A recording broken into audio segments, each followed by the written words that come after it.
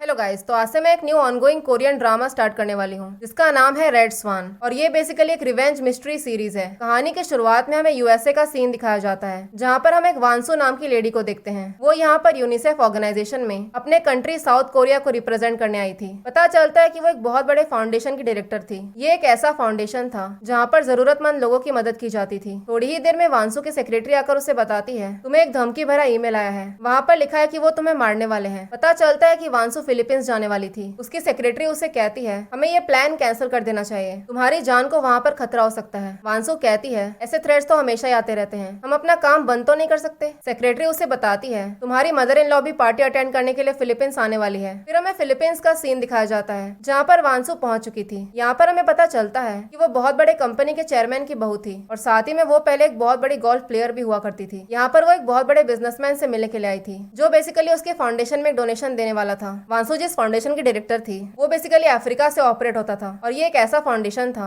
जो war victims को add दिलाने का काम करता था। तभी वहाँ पर एक किम नाम का आदमी आता है जो वांसू का हस्बैंड था। दूसरी तरफ हम एक दोयो नाम के आदमी को देखते हैं जो कुछ लोगों का पीछा कर रहा था। वो लोग यहाँ पर किसी ऑफिसर के बारे में बात कर रहे थे जो कुछ टाइम पहले मर चुका था और जिस आदमी ने उस ऑफिसर को मारा था वो फिलहाल किसी और को मारने के लिए फिलीपींस आया हुआ था। दोयो उस आदमी के बारे में पता लगाने के लिए अपना गेटअप बदल के होटल रूम पहुंच जाता है। थोड़ी ही देर में वहाँ पर एक पाक नाम का आदमी आता है और वो उस दूसरे आदमी से कहता है मैं यहाँ पर फ्लावर शॉप का डिलीवरी करने के लिए आया हुआ हूँ। ये सुनते ही दोयोन को याद आता है कि उसने सेम चीज पहले भी सुनी थी। पाक उस आदमी को बहुत सारे पैसे देकर वहाँ से निकल जाता है। यहाँ पर हमें पता चलता है कि दोयोन पाक को पहले से ही जानता था लेकिन उसे समझ में नहीं आता कि आखिर उसने उसे इतने सारे पैसे क्यों दिए। बाहर आते उसे पाक का कॉल आता है। वो कहता है मुझे पता चला है कि तुम फिलीपींस में ही हो, मैं भी यहीं पर हूँ, हमें मिलना चाहिए। यहाँ से हमें 3 महीने पहले का सीन दिखाया जाता है जहाँ पर दो लोगों के बीच में फाइट हो रही थी। थोड़ी ही देर में दोयोन भी वहाँ पर पहुँचता है। इतने में एक आदमी दूसरे को स्टैप कर देता है। जो आदमी उसको मारने के लिए आया था वो किसी को कॉल करके बताता है कि फ्लावर शॉप की डिलीवरी हो चुकी है। पता चलता है कि वो लड़का दोयुन का फ्रेंड था। दोयुन का फ्रेंड किसी फोटो के बारे में बात कर रहा था। वो चाहकर भी उसे बचा नहीं पाता। यहाँ से कहानी आ जाती है प्रेजेंट में जहाँ पर वांसू किसी काम से अपने होटल से बाहर जा रही थी। उसका गार्ड उससे कहता है बाकी के सिक्योरिटी वाले अभी तक आए नहीं है, इसीलिए आपको थोड़ा वेट करना चाहिए, आपका अकेले बाहर जाना सेफ नहीं है। वांसू कहती है बहुत ही छोटा सा काम है, मैं करके जल्दी से वापस आ जाऊंगी। वांसू जिस होटल में आई हुई थी दोयुन भी उस होटल के बाहर ही था। वो जैसे ही वहाँ से बाहर निकलती है उसी मोमेंट पर हम किसी शार्प शूटर को उसके सामने देखते हैं। वो जैसे ही शूट करता है इतने में वो गोली किसी और को जाकर लगती है जो कि वांसू के बिल्कुल सामने खड़ी थी। सारे लोग यहाँ से वहाँ भागने लगते हैं। पूरे जगह पर अफरा तफरी मच जाती है। इसी बीच दोयोन उस आदमी को शूट करने की कोशिश करता है। वांसू डर के मारे वहीं पर फ्रीज हो गई थी। तभी दोयोन उसे अपनी तरफ खींचता है। उसे रियलाइज होता है ये तो वही आदमी है जिसने उसके फ्रेंड जुयुक को मारा था। वो वांसू से कहता है जैसे ही मैं तुम्हें सिग्नल दूंगा तुम्हें भागकर दूसरे कार में बैठना होगा। वो वहाँ के फाउंटेन का स्टार्ट होने का वेट कर रहा था ताकि वो शूटर पानी से डिस्ट्रैक्ट हो जाए। पानी खुलते वो उसे वहाँ से लेकर भागने लगता है। वो दोनों एक कार में बैठकर निकल जाते हैं। काफी दूर आने के बाद वांसू उससे पूछती है कि तुम हो कौन। दोयुन कहता है मैं बस वहाँ से गुजर रहा था, तुम्हें फिक्र करने की कोई जरूरत नहीं है, मैं तुम्हें सेफली पहुँचा दूंगा। दूसरी तरफ वांसू का हस्बैंड किम अपने असिस्टेंट से उसका लोकेशन ट्रैक करने के लिए कहता है। चेक करने पर पता चलता है कि उस कार में एक ट्रैकर फिट किया गया था, यानी कि वो लोग जानते थे कि इस वक्त वांसू कहाँ पर है। दोयुन उसे कहता है हम लोग वहाँ पर वापस नहीं जा सकते, शायद हमारा कोई पीछा कर रहा हो। साथ ही में हम लोग पुलिस को भी कॉल नहीं कर सकते, क्या पता उनमें से भी कोई मिला हुआ हो। फिर वो उसे अपने घर लेकर जाता है। कहता है तुम यहाँ पर बिल्कुल सेफ हो। वो वांसू से पूछता है कि आखिर तुम्हें मारने की कोशिश कौन कर सकता है। वांसू कहती है मैं तुम्हें ये सब कुछ क्यों बताऊं, मैं तो तुम्हें जानती भी नहीं हूँ। दोयुन कहता है मैं तुम्हें एम्बेसी ड्रॉप कर दूंगा, तुम जिस पर भी भरोसा करती हो तुम उसे वहाँ पर बुला लेना। सबसे पहले वो अपनी ड्रेसिंग करता है लेकिन वो खुद से अपनी पट्टी बांध नहीं पा रहा था, इसीलिए वांसू उसकी मदद करती है। फिर वो उससे पूछती है क्या तुम मुझे जानते हो। दोयुन कहता है कोरिया में ऐसा एक भी इंसान नहीं होगा जो तुम्हें नहीं जानता होगा, तुम पहले एक बहुत ही फेमस गोल्फर हुआ करती थी। फिर वो उसे एक टॉवेल देता है। कहता है अपना फेस साफ कर लो, तुम्हारा ऐसे बाहर जाना ठीक नहीं है। वो लोग जैसे एम्बेसी पहुंचते हैं तो किम उसे लेने आता है। वो कहता है मुझे पता चला है कि तुम्हें एक धमकी भरा ईमेल आया था, तुम्हें कल की पार्टी कैंसिल कर देनी चाहिए। यहाँ पर हमें पता चलता है कि जो आदमी पाक जिसको दोयोन ने कुछ लोगों को पैसे देते हुए देखा था वो एक्चुअली में हवाइन ग्रुप के लिए ही काम करता था। वो एम्बेसी जाकर पूछता है कि आखिर वांसू की जान किसने बचाई थी। तो वहाँ का आदमी दोयोन का नाम बताता है। वो दोयोन को पहले से ही जानता था, इसीलिए वो उसे कॉल करके मिलने बुलाता है। फिर अगले सीन में हम वांसू की मदर इन लॉ मीरान को देखते हैं जो उससे मिलने के लिए आई थी। वो उसे कुछ करने के लिए कह रही थी जिसके लिए वांसू बिल्कुल भी तैयार नहीं थी। मीरान उससे कहती है जो अटैक तुम पर हुआ था उसकी वजह से तुम्हारी पार्टी कैंसिल हो चुकी है, कम से कम तुम्हें मेरे लिए ये तो करना ही होगा। अगर हमने ये काम नहीं किया तो फिर चाइना वाले हमारी मदद नहीं करेंगे। वांसू कहती है अगर आपको ये काम करवाना ही है तो फिर अपने बेटे से करवाओ ना, मुझे अब आपका कोई ऐसा वैसा काम नहीं करना। और रही बात पार्टी की, उसका मैं कुछ और देख लूंगी। तो मीरान उस पर चिल्लाने लगती है। कहती है अगर हमें चाइना वालों की मदद चाहिए तो फिर हमें उन्हें रिश्वत देना ही पड़ेगा। लेकिन वांसु मानने को तैयार ही नहीं थी। कहती है मुझे आपका ये काम और नहीं करना। तो मीरान कहती है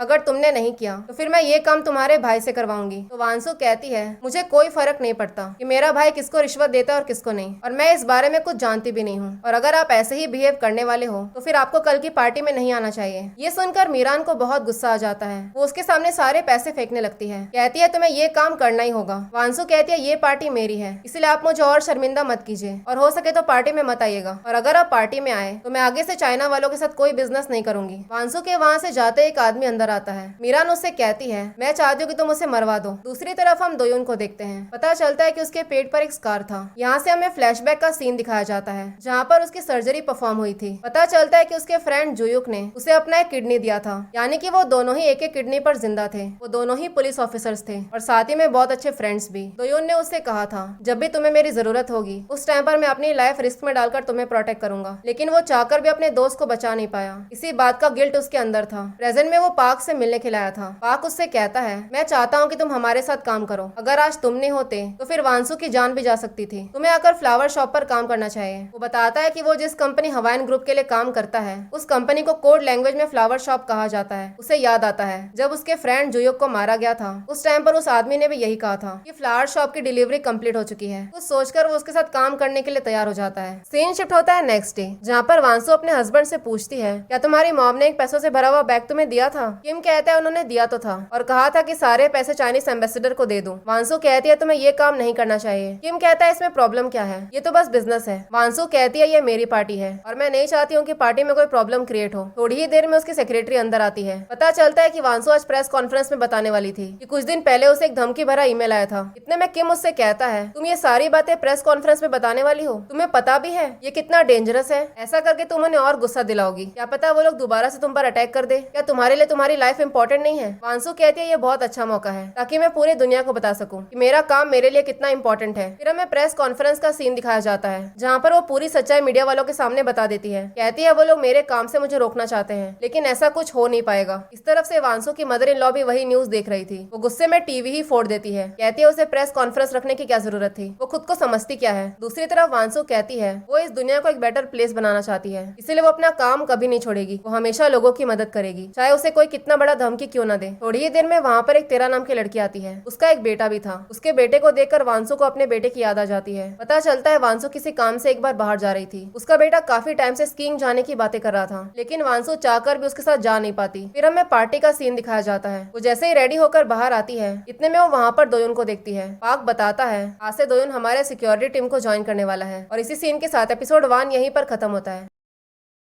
एपिसोड 2 के शुरुआत में हमें एक क्राइम सीन दिखाया जाता है जहाँ पर किसी का मर्डर हो चुका था। पुलिस वहाँ की मेड से पूछते हैं क्या वांसु और उसके बॉडीगार्ड के बीच में कोई अफेयर था? तो वहाँ की मेड कहती है आपको ये सब किसने कहा, ऐसा तो कुछ भी नहीं था। साथ ही में वो बताती है कि वांसु और उसके हस्बैंड के बीच के रिलेशन कुछ ठीक नहीं थे। यहाँ से सीन आ जाता है प्रेजेंट में जहाँ पर वो पार्टी के लिए रेडी होकर बाहर आती है। तभी पाक उसे बताता है कि दोयुन आज से हमें ज्वाइन करने वाला है। पाक किम से कहता है कल दोयुन ने ही वांसु की जान बचाई थी और ये पहले पुलिस फोर्स में एक सीनियर इंस्पेक्टर था। वो जैसे ही पार्टी में एंटर करती है तो उसे अपने बचपन का दिन याद आता है जहाँ पर पहले वो बहुत ही गरीब हुआ करती थी। फिर यहाँ से हमें फ्लैशबैक का सीन दिखाया जाता है जहाँ पर वांसु की मॉम एक कैडी का काम करती थी। कैडी यानी कि ऐसा इंसान जो गोल्फ खेलने वालों को असिस्ट करता है। यहाँ पर हमें पता चलता है कि वांसु की मॉम पहले मीरान के लिए ही काम करती थी, यानी कि प्रेजेंटली वो वांसु की मदर इन लॉ है। वो जैसे ही शॉट लगाती है इतने में वांसु की मॉम उसकी तारीफ करने लग जाती है। ये सुनकर मीरान उससे गुस्से में थप्पड़ लगा देती है। कहती है तुम मेरे शॉट की तारीफ कर रही हो, जबकि वो शॉट अच्छा था भी नहीं। इसके पहले कि वो कुछ बोलती इतने में मीरान उसे दोबारा से थप्पड़ मारती है। कहती है तुम मुझे मैडम क्यों बोल रही हो, मैं यहाँ की वाइस चेयरवुमन हूँ। पता चलता है कि मीरान कोरिया के सबसे बड़े बिजनेसमैन की इकलौती बेटी थी। वो गुस्से में वांसु की मॉम को जॉब से फायर कर देती है। इस बात का उन्हें बहुत बुरा लगता है। वो उनके गोल्फ क्लब में से 2 क्लब चुरा कर लेकर आती है और वांसु से कहती है आज से ये तुम्हारा होगा, अब से तुम्हें गोल्फ खेलना स्टार्ट करना है। यही सोचकर वो उसे एक ट्रेनिंग सेंटर लेकर आती है। कहती है तुम्हें रोज 100 बॉल हिट करना होगा। शुरुआत में वांसु से बिल्कुल भी नहीं हो रहा था लेकिन धीरे धीरे करके वो सीखने लग जाती है। ऐसे करते करते 8 साल बीत जाते हैं। वो गोल्फ खेलने के साथ साथ साथ कैडी का भी काम करती थी ताकि थोड़े बहुत पैसे कमा सके। फिर एक दिन उसकी मॉम कहती है तुम अपना कैडी वाला काम छोड़ दो क्योंकि अब तुम्हें यूएस जाना है ताकि तुम एक प्रो गोल्फर बन सको। वांसु कहती है मैं वहाँ पर कैसे रहूंगी, हमारे पास तो पैसे भी नहीं है। तो उसकी मॉम कहती है अगर तुम यूएस जाकर वो कॉम्पिटिशन जीत गई तो फिर तुम्हें 280 मिलियन वॉन मिलेगा, जिसके बाद तुम्हें पैसों की कमी तो नहीं होगी। यही सब सोचकर वो यूएस के लिए निकल जाती है। यहाँ से कहानी आ जाती है 12 साल आगे, जहाँ पर वांसु अब तक बहुत बड़ी गोल्फर बन चुकी थी। फिर हमें उसके यूएस ओपन का सीन दिखाया जाता है जहाँ पर वो अपने कंट्री को रिप्रेजेंट कर रही थी। वो ये टूर्नामेंट भी जीत जाती है, जिसके बाद उसे हॉल ऑफ फेम का टाइटल भी मिलता है। वो पूरे वर्ल्ड वाइड फेमस हो चुकी थी। कोरिया में ऐसा कोई भी इंसान नहीं था जो उसे नहीं जानता था। इंटरव्यू में उससे पूछा जाता है यूएस ओपन के टाइम पर काफी ज्यादा हवा चल रही थी और फिर भी तुमने 7 नंबर का क्लब यूज किया, इसके पीछे आखिर रीजन क्या है। वांसु बताती है जब मैंने पहली बार गोल्फिंग स्टार्ट किया था तब मेरी मॉम ने मुझे 2 क्लब्स दिए थे, एक था ड्राइवर और दूसरा था 7 नंबर। मैंने काफी टाइम तक इसी के साथ प्रैक्टिस किया, इसीलिए मैं बहुत कंफर्टेबल हो गई थी। टूर्नामेंट जीतने के बाद उसे बहुत सारे पैसे मिलते हैं। उसी टाइम पर एक आदमी उसके सामने आ जाता है, कहता है तुम्हारी मॉम ने हमसे बहुत सारे पैसे लोन पर लिए हैं। वांसु बताती है इतने टाइम तक उसने बहुत पैसे कमाए, लेकिन सारे पैसे उसकी मॉम ने जुए में उड़ा दिया। उनका एडिक्शन काफी ज्यादा बढ़ चुका था, इसी वजह से वो कर्ज में डूब गई। इस बार वांसु को बहुत गुस्सा आ गया था। वो सारे पैसे अपनी मॉम को दे देती है और उसके बाद अपनी मॉम से सारे कनेक्शंस तोड़ देती है। फिर आगे उसने जितने भी पैसे कमाए वो सारे पैसे चैरिटी में डोनेट कर दिए। और यही मोमेंट था जब उसने अपना गोल्फिंग छोड़कर खुद का एक चैरिटी ऑर्गेनाइजेशन स्टार्ट किया। यहाँ से सीन आ जाता है प्रेजेंट में, जहाँ पर वांसु को स्टेज पर बुलाया जाता है। जो बिजनेसमैन उसे 5 बिलियन वॉन देने वाला था उसने अपना डोनेशन बढ़ाकर 30 बिलियन कर दिया था। साथ ही में वो बताती है उसके ऑर्गेनाइजेशन को जितना भी डोनेशन किया गया है वो सारे पैसे वॉर विक्टिम्स पर स्पेंड किए जाएंगे। पार्टी चली रही होती है, इतने में एक तेरा नाम की लेडी वांसु के हस्बैंड किम को इशारा करती है, जिसके बाद वो दोनों ही कमरे में चले जाते हैं। यहाँ पर पता चलता है कि उन दोनों के बीच में अफेयर चल रहा था।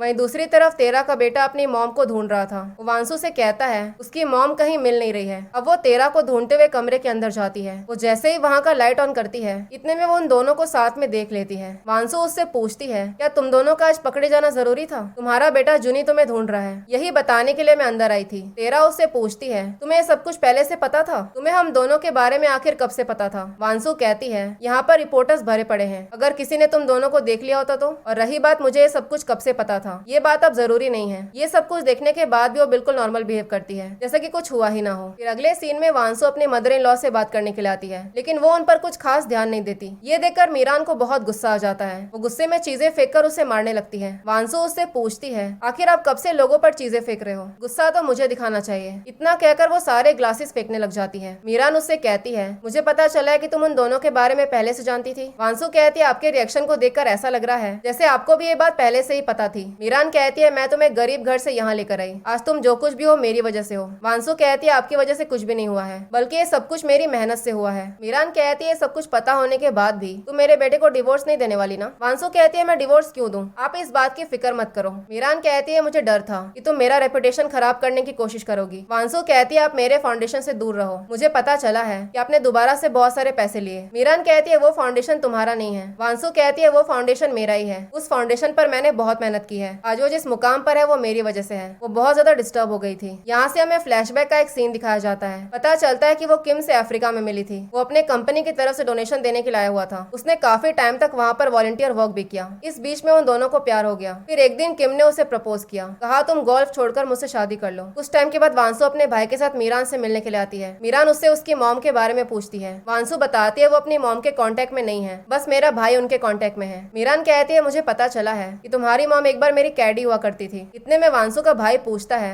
आप तो हमारे बारे में सब कुछ जानते हो। मीरान कहती है बिना रिसर्च किए मैं ऐसे किसी को अपने घर में घुसने नहीं देती। फिर वो वांसु से पूछती है तुम तो इतने गरीब थी, फिर तुम इतने टाइम तक यूएस में कैसे रही। वांसु बताती है मैं अपना पहला ही टूर्नामेंट जीत चुकी थी, जिससे मुझे बहुत सारे पैसे मिले। तभी उसका भाई बताता है कि एक बार आपकी कंपनी ने वांसु को स्पॉन्सर भी किया था। ये सुनकर मीरान कहती है इसका मतलब तुम लोग मेरे ही पैसों पर पल रहे थे। वांसु कहती है मैं आपके पैसों पर पल नहीं रही थी, बल्कि मैं एक बहुत अच्छी गोल्फर थी। मीरान उससे कहती है मेरा बेटा तुम्हें बहुत पसंद करता है। साथ ही में वो बताती है हवाइन ग्रुप एक चैरिटी फाउंडेशन चलाता है, मैं चाहती हूँ कि आज के बाद से वो फाउंडेशन तुम हैंडल करो। सारा डिस्कशन होने के बाद मीरान वांसु के भाई से एक नॉन डिस्क्लोजर एग्रीमेंट साइन करवाती है। साथ ही में वो कहती है तुम वांसु को ये बताओ कि तुमने अपनी मॉम को सेफली अब्रॉड भेज दिया है। यहाँ से कहानी आ जाती है प्रेजेंट में, जहाँ पर वो बैठकर ड्रिंक कर रही थी और दोयोन वहीं से गुजर रहा था। वो खुद से वहाँ से जाने की कोशिश करती है, पर वो ऐसी हालत में ही नहीं थी, इसलिए दोयोन उसको रूम तक छोड़ने के लिए जाता है। वो इतनी ज्यादा ड्रंक थी कि वो अपने पर्स से चाबी तक निकाल नहीं पा रही थी, इसीलिए दोयोन उसकी मदद करता है। फिर वो उससे पूछती है कि आजरा तुम मेरे साथ रहना चाहते हो, लेकिन दोयोन कोई जवाब नहीं देता।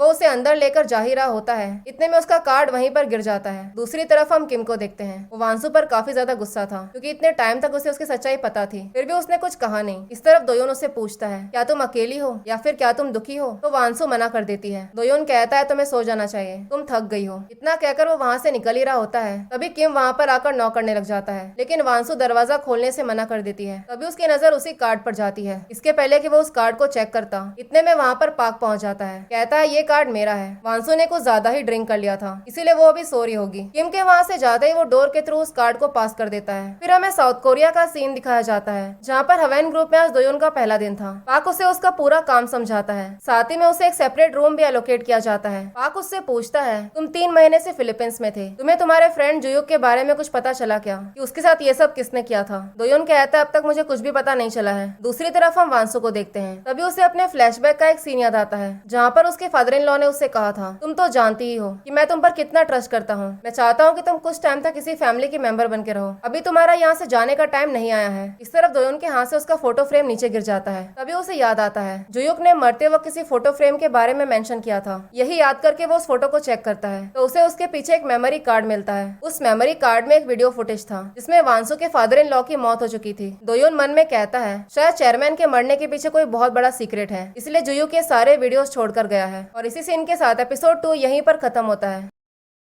एपिसोड 3 के शुरुआत में हम दोयोन को देखते हैं। उसे पता चल गया था कि चेयरमैन के डेथ के पीछे कोई बहुत बड़ा सीक्रेट है। वो जैसे ही वांसू के पास आता है तो वो कहती है मैं तुम्हारे साथ यहाँ पर कंफर्टेबल नहीं हूँ। दोयोन कहता है तुम्हें किसी ने मारने की कोशिश की लेकिन वो लोग फेल हो गए। मैं श्योर हूँ कि ये किसी प्रोफेशनल का काम है और वो जरूर तुम पर दोबारा अटैक करेंगे, लेकिन मैं तुम्हें किसी भी हालत में प्रोटेक्ट करूंगा। तुमने मुझे उस दिन पूछा था कि उस दिन मैं फिलीपींस में क्या कर रहा था। मैं बस वहाँ से गुजर नहीं रहा था। अगर मैं वहाँ पर नहीं होता तो फिर तुम्हारी जान नहीं बच पाती। साथ ही में वो बताता है कुछ टाइम पहले उसके दोस्त की फिलीपींस में मौत हो गई और जिसने भी उसके फ्रेंड को मारा है पक्का वही इंसान तुम्हें मारने की कोशिश कर रहा है। लेकिन वांसू उसकी बातों पर ध्यान ना देकर वहाँ से जाने लगती है। इतने में दोयोन उसका हाथ पकड़ लेता है और कहता है यहाँ पर किसी पर भरोसा मत करना और हमेशा मेरे साथ रहना, मैं तुम्हें प्रोटेक्ट करूंगा। फिर यहाँ से हमें 2 साल पहले का सीन दिखाया जाता है जहाँ पर कमिश्नर ने दोयोन और जुयुक को बुलाया था। कमिश्नर दोयोन से कहता है तुम्हें प्रेसिडेंशियल सिक्योरिटी के लिए असाइन किया जाएगा। तुम प्रेसिडेंट को गार्ड करने वाले हो। जितने भी लोग प्रेसिडेंट से प्राइवेटली मिलने के लिए आते हैं तुम उन सारे लोगों का नोट बनाओगे। वो कितने लोगों से मिलता है, कितने टाइम के लिए मिलता है और उनके बीच में क्या डिस्कशन होता है, ये सारी इन्फॉर्मेशन तुम मुझे ला कर दोगे। दोयोन कहता है मैं ऐसा नहीं कर सकता हूँ, वो सारी इन्फॉर्मेशन कॉन्फिडेंशियल होती है, मैं किसी को बता नहीं सकता। कमिश्नर कहता है जितने भी इन्वेस्टिगेशन होते हैं उन सारे इन्वेस्टिगेशन के लिए मैं रिस्पॉन्सिबल हूँ, इसलिए तुमसे जितना कहा जाता है तुम उतना ही करो। साथ ही में वो जुयुक से कहता है तुम्हें पुलिस एजेंसी के इंटेलिजेंस ऑफिस में असाइन किया जा रहा है। दोयोन हमें जो भी इन्फॉर्मेशन लाकर देता है तुम उन सारे इन्फॉर्मेशन को यूज करके स्लश फंड को सीक्रेटली इन्वेस्टिगेट करोगे। ऐसे इलीगल फंड जो वो लोग रखते हैं जो भी प्रेसिडेंट से प्राइवेटली मिलने आते हैं। हम तीनों के अलावा ये सारी इन्फॉर्मेशन बाहर नहीं जानी चाहिए। फिर उसका फ्रेंड उसे बताता है कि उसे एक इंटेल के बारे में पता चला है जो बहुत सारे कंट्री से ऑपरेट कर रहे हैं। वो लोग बहुत सारे इलीगल एक्टिविटीज में इन्वॉल्व हैं। दोयोन कहता है तुमने मुझसे कहा था कि तुम तो हवाइन ग्रुप के चेयरमैन के बारे में इन्वेस्टिगेट कर रहे हो, क्या सच में उसका मर्डर हुआ था? जुयुक कहता है मुझे अभी तक कोई सॉलिड एविडेंस मिला नहीं है, लेकिन मुझे एक इंटेल के थ्रू पता चला है कि हवाइन ग्रुप मनी लॉन्ड्रिंग का काम कर रहा है। इसी बात का पता लगाने के लिए वो फिलीपींस गया था जहाँ पर उसकी मौत हो जाती है। अपने फ्रेंड के मरने पर दोयोन को काफी गुस्सा आ गया था। वो कमिश्नर से कहता है आप भी ये बात जानते हो जुयुक बेकार में मारा गया, लेकिन फिर भी आपने इन्वेस्टिगेशन रोक दिया। वो उनके सामने बैक करने लगता है, कहता है आप मुझे फिलीपींस भेज दीजिए, मैं वहीं जाकर जुयुक के बारे में पता लगाऊंगा। मैं इस केस को दोबारा से इन्वेस्टिगेट करूंगा, तभी जाकर हम उस किलर को पकड़ पाएंगे। यहाँ से कहानी आ जाती है प्रेजेंट में, जहाँ पर वांसू अपने ऑफिस आई हुई थी। वहीं पर हम उसके भाई को देखते हैं। वांसू उससे कहती है हमें अपने अकाउंटिंग फॉर्म्स को चेंज करना होगा, तभी जाकर हम अपने फाउंडेशन को एक इंटरनेशनल ऑर्गेनाइजेशन बना पाएंगे। इसलिए हमें मीरान को हमारे फंड्स लेने से रोकना होगा। तो उसका भाई कहता है तुम्हें भी पता है मीरान कौन सा काम करती है? इस कंपनी में मनी लॉन्ड्रिंग का काम चलता है। ये सब कुछ इतना सिंपल है नहीं, लेकिन वांसू उसकी कोई बात नहीं सुनती। कहती है आज के बाद से यहाँ पर कोई भी घटिया काम नहीं होगा। उसका भाई उससे पूछता है क्या तुमने मीरान को ये सब कुछ बता दिया? वांसू कहती है मैंने उन्हें सब कुछ बता दिया है। तो उसका भाई पूछता है जो अटैक तुम पर फिलीपींस में हुआ था वो अटैक मीरान को ये सारी बातें बताने के बाद हुई थी या पहले हुई थी? वांसू कहती है बताने के बाद हुई थी। वांसू उससे पूछती है तुम्हें क्या लग रहा है इस अटैक के पीछे उनका हाथ है? फिर वो तेरा से मिलने के लिए जाती है। तेरा उससे पूछती है, तुम्हें कब से ये सब कुछ पता था? वांसु कहती है, जब मैंने पहली बार तुम्हारे बेटे को देखा था ना, तभी मुझे पता चल गया था। मुझे पता है तुम्हारा बेटा तुम्हारा और किम का बेटा है। तेरा पूछती, अब तुम क्या करने वाली हो? क्या तुम अपने हस्बैंड को डिवोर्स दोगी? वांसु कहती है,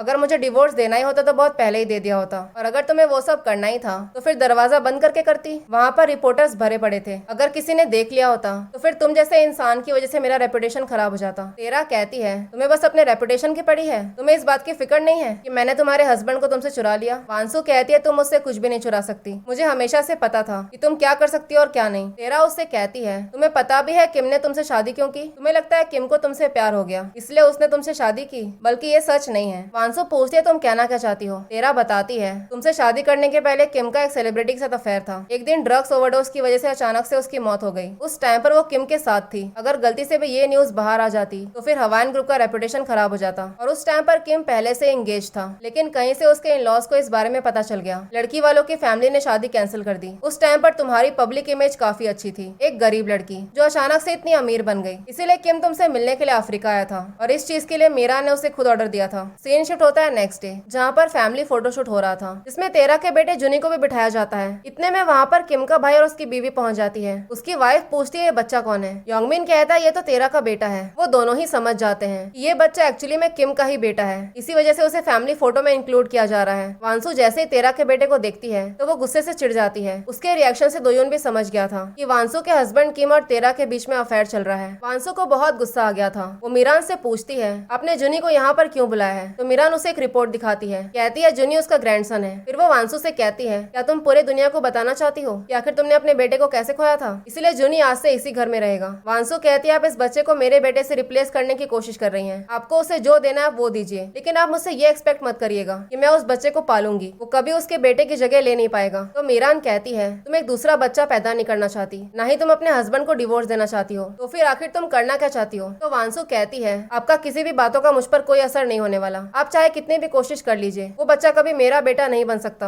और अगर दुनिया ने हमारी फैमिली फोटो देखी तो सबको तो यही लगेगा कि जुनी उसी का बेटा है। तो मीरान कहती है, मैं यही तो चाहती हूँ कि सबको लगे कि वो तुम्हारा ही बेटा है और किसी को पता न चले कि तुमने कभी अपने बेटे को खोया भी था। वांसु को बुरा तो लग रहा था, लेकिन ना चाहते हुए भी उसे फोटो क्लिक करवाना पड़ता है। फिर वो जैसे ही घर के अंदर आती है तो पता चलता है कि उसके बेटे के कमरे से सारा सामान निकाल कर वहाँ पर जुनी का सामान रखा जा रहा था। ये सब देखकर वांसु को बहुत गुस्सा आ जाता है। वो बहुत ज्यादा गुस्से में घर से बाहर निकली थी, इसीलिए बटलर दोयोन को कॉल करके कहती है, तुम वांसु के साथ जाओ, वो काफी ज्यादा गुस्से में बाहर गई है, कहीं कुछ गलत ना हो जाए। दूसरी तरफ वांसु जैसे ही वहाँ से निकलती है तभी उसके सामने एक ट्रक आ जाता है। इतने में दोयोन उसके कार में आकर बैठ जाता है। कहता है, तुम्हारा अकेला बाहर जाना डेंजरस है। वांसु कहती है, मैं फिलहाल अकेला रहना चाहती हूँ। तो दोयोन कहता है, तुम प्रिटेंड करो कि मैं यहाँ पर हुई नहीं। दोयोन उसका बॉडीगार्ड था, वो उसकी सारी चीजों का ध्यान रखता था। ये सब देखकर वो उसे कहती है, मैं लोगों पर ट्रस्ट नहीं करती। तुमने उस दिन जो कुछ भी मुझसे कहा, मुझे उस बात पर जरा भी भरोसा नहीं है। अगर तुम चाहते हो कि मैं तुम्हारी बातों पर भरोसा करूँ तो फिर तुम मुझे एविडेंस ला कर दो कि तुम्हारे फ्रेंड को किसने मारा और क्यों मारा, और उन सारी चीजों का मुझसे क्या कनेक्शन है। काफी दूर ट्रेवल करने के बाद वो लोग वेकेशन होम पहुंचते हैं, जहाँ पर किम पहले से ही था।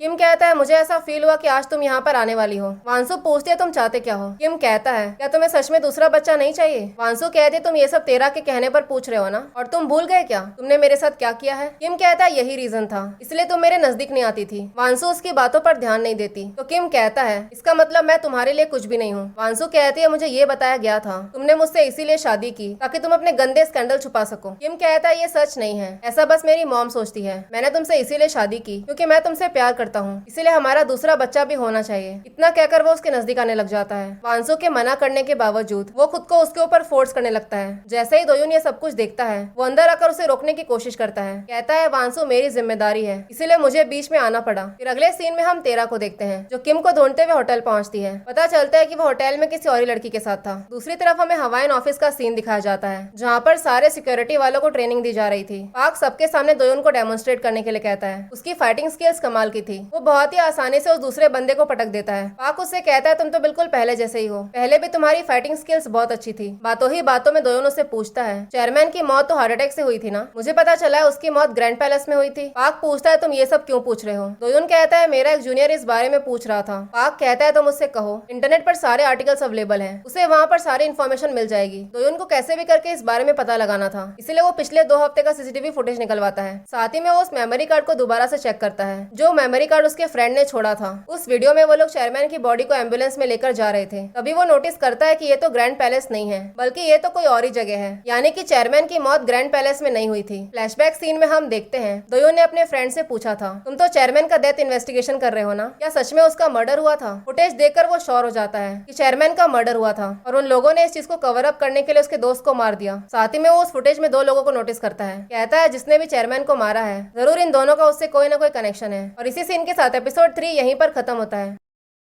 एपिसोड 4 के शुरुआत में हम दोयों को देखते हैं। उससे वांसु ने कहा था, मुझे तुम्हारी बातों पर जरा भी भरोसा नहीं है। अगर तुम चाहते हो कि मैं तुम्हारी बातों पर भरोसा करूं, तो फिर तुम्हें मुझे एविडेंस लाकर देना होगा। अब एविडेंस को ढूंढने के लिए वो इस घर के बटलर के रूम में घुस जाता है। वो बटलर बेसिकली इस पूरे घर को मैनेज करती थी। वो अंदर जाकर सारा वीडियो फुटेज कॉपी कर लेता है। वो जैसे ही वहाँ से बाहर निकलता है तभी उसे एक दूसरी सिक्योरिटी वाली देख लेती है। पूछती है, तुम यहाँ पर क्या कर रहे हो? दोयुन कहता है, मैं बटलर से कुछ पूछने के लिए गया था, लेकिन वो अंदर थी ही नहीं। अब दोयुन वो सारे वीडियो फुटेज चेक करता है। उस वीडियो में वो देखता है किम पाक को बहुत सारे पैसे दे रहा था। उसे समझ नहीं आता कि आखिर इतने सारे पैसों का क्या काम हो सकता है। दूसरी तरफ मिरान अपने असिस्टेंट मिस्टर हान से कहती है, तुमने कहा था कि हमें योंगमिन को फाउंडेशन का डायरेक्टर बना देना चाहिए। एक्चुअली में योंगमिन मिरान का दूसरा बेटा था। तो मिस्टर हान पूछता है, फिर वांसु का क्या होगा? तो मिरान कहती है, हमें उसे फाउंडेशन से रिजाइन करने के लिए कन्विंस करना होगा। इस तरफ वांसु जैसे ही ऑफिस पहुंचती है तो उसका भाई उसे एक फाइल देता है जिसमें उसका रेजिग्नेशन स्पीच लिखा हुआ था। कहता है, मिरान ने तुम्हें फाउंडेशन से रिजाइन करने के लिए कहा है, आखिर चल क्या रहा है? वांसु कहती है, उसके हस्बैंड किम का एक और बेटा है, इसी वजह से मिरान ये सब कुछ कर रही है। वो चाहती है कि मैं यहाँ से रिजाइन कर दूं। इस चीज को रोकने का एक ही तरीका है, सारे मीडिया में ये बात रिलीज कर दो कि वाइस चेयरमैन किम का कहीं और अफेयर चल रहा है और साथ ही में उसका एक नाजायज बेटा भी है। फाउंडेशन मिरान के हाथ में नहीं जाना चाहिए। इसे बचाने का यही एक तरीका है। कुछ ही टाइम में मीडिया में ये न्यूज रिलीज हो जाती है। जैसे ही तेरा को इस बारे में पता चलता है तो वो वांसु से मिलने आती है। कहती है, तुम्हें मीडिया वालों को रोकना होगा, ऐसे करके मेरा नाम भी खराब हो रहा है। तुम्हें इस चीज को रोकने के लिए एक इंटरव्यू देना होगा। मिरान को समझ में नहीं आता कि आखिर ये न्यूज मीडिया में किसने लीक की होगी। उसे तो पता भी नहीं चलता। ये काम वांसु का ही है। वांसु उससे कहती है, मेरा फाउंडेशन से रिजाइन करना सही ऑप्शन नहीं है, लेकिन मिरान उसकी कोई बात नहीं सुनती। कहती है, तुम्हें इस लाइमलाइट से दूर रहना होगा। जब तक चीजें शांत नहीं हो जाती तुम्हें घर पर ही रहना होगा। लेकिन वांसु के दिमाग में कुछ और ही चल रहा था। वो अपने सेक्रेटरी से एक प्रेस कॉन्फ्रेंस ऑर्गेनाइज करने के लिए कहती है और इस बारे में मिरान को बताने की जरूरत नहीं है। लेकिन कहीं से उसे प्रेस कॉन्फ्रेंस के बारे में पता चल जाता है, इसलिए वो वांसु को लेकर मिनिस्टर के पास पहुंच जाती है ताकि वो चाहकर भी प्रेस कॉन्फ्रेंस में पहुंच ना सके। लेकिन फिर भी वो कुछ बहाना मारकर मीटिंग रूम से बाहर निकल जाती है और बाहर खड़े हुए गार्ड से कहती है, मिरान की तबीयत थोड़ी सी खराब है, इसलिए तुम कार से ब्लैंकेट लेकर आओ। गार्ड के वहाँ से जाते ही वो दोनों के साथ प्रेस कॉन्फ्रेंस के लिए निकल जाती है। मिरान को पता चलते ही वो काफी ज्यादा गुस्से में आ गई थी। फिर हमें प्रेस कॉन्फ्रेंस का सीन दिखाया जाता है। वो कहती है, इन दिनों उसके हस्बैंड के बारे में काफी सारी बातें हो रही है। लोग कह रहे हैं कि उसके हस्बैंड का एक नाजायज बेटा है। वो कहती है, ये सारे एलिगेशन झूठ है, उसके हस्बैंड का कोई दूसरा बेटा नहीं है। ये सारी चीजें बस एक रूमर है। सच्चाई तो ये है कि वो लड़का उसके हस्बैंड का बेटा नहीं है, बल्कि उसके फादर इन लॉ का बेटा है। ये न्यूज देखकर मिरान बहुत गुस्से में आ गई थी। यानी कि वो ये बताने की कोशिश कर रही थी कि तेरा का अफेयर किम के साथ नहीं था, बल्कि वांसु के फादर इन लॉ के साथ था। जब इस बारे में तेरा को पता चलता है तो वो बहुत गुस्सा हो जाती है। वो कहती है, वांसु सबको ये बताने की कोशिश कर रही है कि उसका अफेयर एक 70 साल के बूढ़े के साथ चल रहा था। वांसु के घर पहुंचने पर मिरान उस पर बहुत चिल्लाती है। वांसु उससे कहती है, मेरे पास और कोई ऑप्शन नहीं था, मैं इस दुनिया को एक बेटर प्लेस बनाना चाहती हूँ, लोगों की मदद करना चाहती हूँ। तो मिरान कहती है, तुम्हारा यहाँ पर कुछ भी नहीं है, यहाँ पर जो कुछ भी है वो सारा कुछ मेरा है। तुम जितने पैसे खर्च कर रही हो ना, वो सारे पैसे मेरे हैं। तो वांसु कहती है, इस कंपनी के लिए जितना काम मैं करती हूँ ना, उसका आधा भी आपका बेटा नहीं करता। मैं नाउ फाउंडेशन की फेस हूँ। मिरान कहती है, तुम्हें आज के आज ही रिजाइन करना होगा, आज से किसी भी बिजनेस में तुम पार्ट नहीं लोगी। वांसु कहती है, अगर आप यही चाहते हो तो फिर मैं एक और प्रेस कॉन्फ्रेंस रखती हूँ। मुझे पूरी दुनिया को बता देना चाहिए कि आखिर इस कंपनी में कौन सा काम चलता है। ये फाउंडेशन मेरा है और मैं बहुत जल्दी से एक इंटरनेशनल ऑर्गेनाइजेशन बनाकर आऊंगी। आपको जिसकी मदद लेनी आप ले लीजिए, लेकिन अब चाहकर भी प्रेस वालों को रोक नहीं पाएंगी और ना ही आप ये फाउंडेशन मुझसे छीन पाओगे। मिरान कहती है, तुम्हारा दिमाग खराब हो चुका है, आगे से तुम्हारे साथ जो कुछ भी होगा तो तुम खुद इस चीज के लिए रिस्पॉन्सिबल रहोगी। वांसु कहती है, इस फाउंडेशन को प्रोटेक्ट करने के लिए मैं अपनी लाइफ को रिस्क में डालने के लिए तैयार हूँ। फिर यहाँ से हमें कुछ दिन बाद का सीन दिखाया जाता है जहाँ पर तेरा अपने बेटे को लेकर ग्रैंड पैलेस पहुंचती है। पता चलता है कि मिरान ने उन दोनों को यहीं पर रहने के लिए बुला लिया था।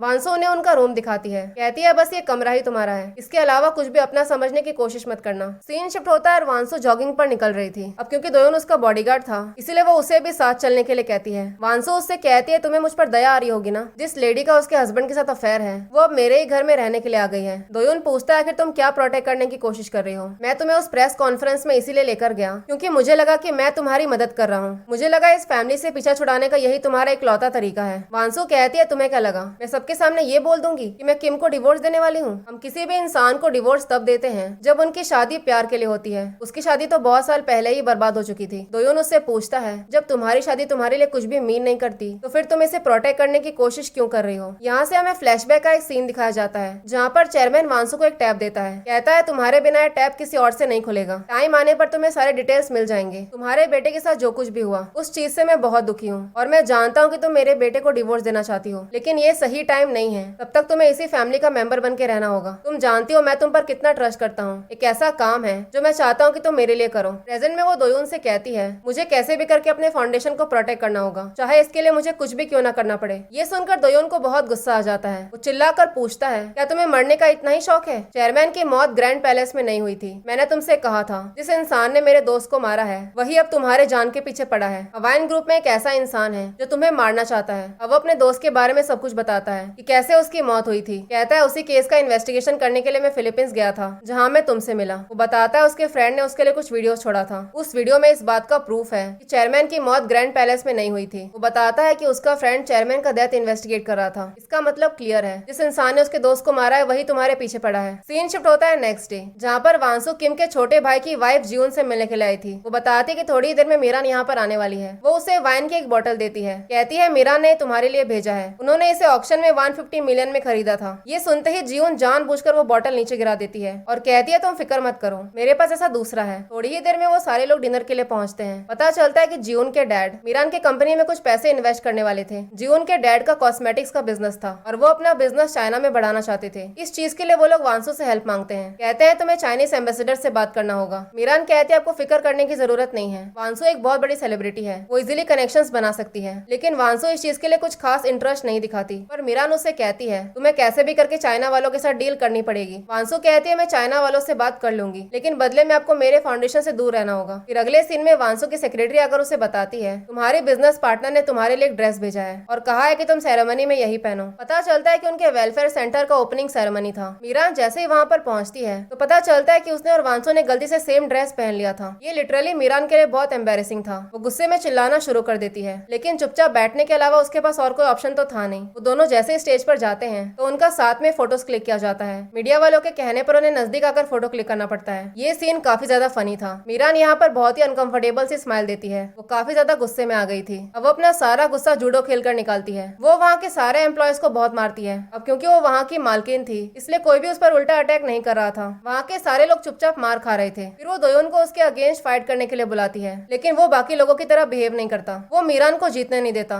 बल्कि वो उल्टा मीरान को ही पटक देता है। ये देखकर वहाँ के सारे ही लोग शॉक्ड रह जाते हैं। मीरान कहती है तुम्हारी मुझे ये बात अच्छी लगी, तुमने मुझे बाकी लोगों की तरह जीतने नहीं दिया। वो कहते उसे आज बहुत गुस्सा आ गया था क्योंकि जो ड्रेस उसने पहना था वही ड्रेस वांसू ने भी पहना था। इंटरनेट पर जो आर्टिकल पब्लिश किया गया था उसमें भी मीरान की शक्ल काफी अजीब लग रही थी, जो देखकर उसे बहुत गुस्सा आता है। थोड़ी ही देर में वांसू वहाँ पर आती है। वो कहती है उसकी बिजनेस पार्टनर ने वो ड्रेस उसे गिफ्ट में दिया था, मुझे नहीं पता था कि आप भी वही ड्रेस पहनकर आने वाले हो। मीरान कहती है तुम अपनी मॉम से नहीं मिलती हो ना। वांसू कहती है उसका भाई उसकी मॉम का ध्यान रख रहा है। मीरान कहती है तुमने 10 सालों से अपनी मॉम को देखा भी नहीं है। इस चीज से एक बात तो श्योर हो गया है, तुम्हारा भाई सीक्रेट को सीक्रेट रख सकता है। वांसू पूछती है आपका मतलब क्या है। मीरान कहती तुम्हें पता भी है तुम्हारी मॉम एक पागल खाने में बंद है। ये सुनकर वांसू चौंक जाती है। पूछती है क्या आपने ये सब कुछ किया है, क्या आपने उसकी मॉम को वहाँ पर बंद करके रखा है। मीरान कहती है मैं ऐसा क्यों करूंगी, तुम उसकी बेटी हो, अगर लोगों को पता चल गया तो फिर तुम बहुत बड़े मुसीबत में फंस जाओगी। फिर वो उसे उसकी मॉम की फोटोज दिखाती है जो बहुत ही बुरे हालत में थी। मीरान कहती है तुम्हारी मॉम की हालत बहुत खराब है, वो किसी भी वक्त मर सकती है, ऐसे टाइम पर तुम्हें उसके साथ रहना चाहिए। फिर अगले ही मोमेंट वो अपनी मॉम से मिलने के लिए निकल जाती है। पता चलता है कि उन्हें शहर से बाहर बहुत ही सुनसान जगह पर रखा गया था। अंदर पहुंचकर वो अपने भाई से कहती है ये हॉस्पिटल नहीं है बल्कि ये तो जेल लग रहा है। उसका भाई कहता है इससे ज्यादा मैं कुछ कर नहीं पाया, मीरान ने मुझे ऐसा करने के लिए कहा था। वांसू जैसे ही रूम के अंदर जाती है इतने में वो जोर से चिल्लाती है और इसी सीन के साथ एपिसोड 4 यहीं पर खत्म होता है।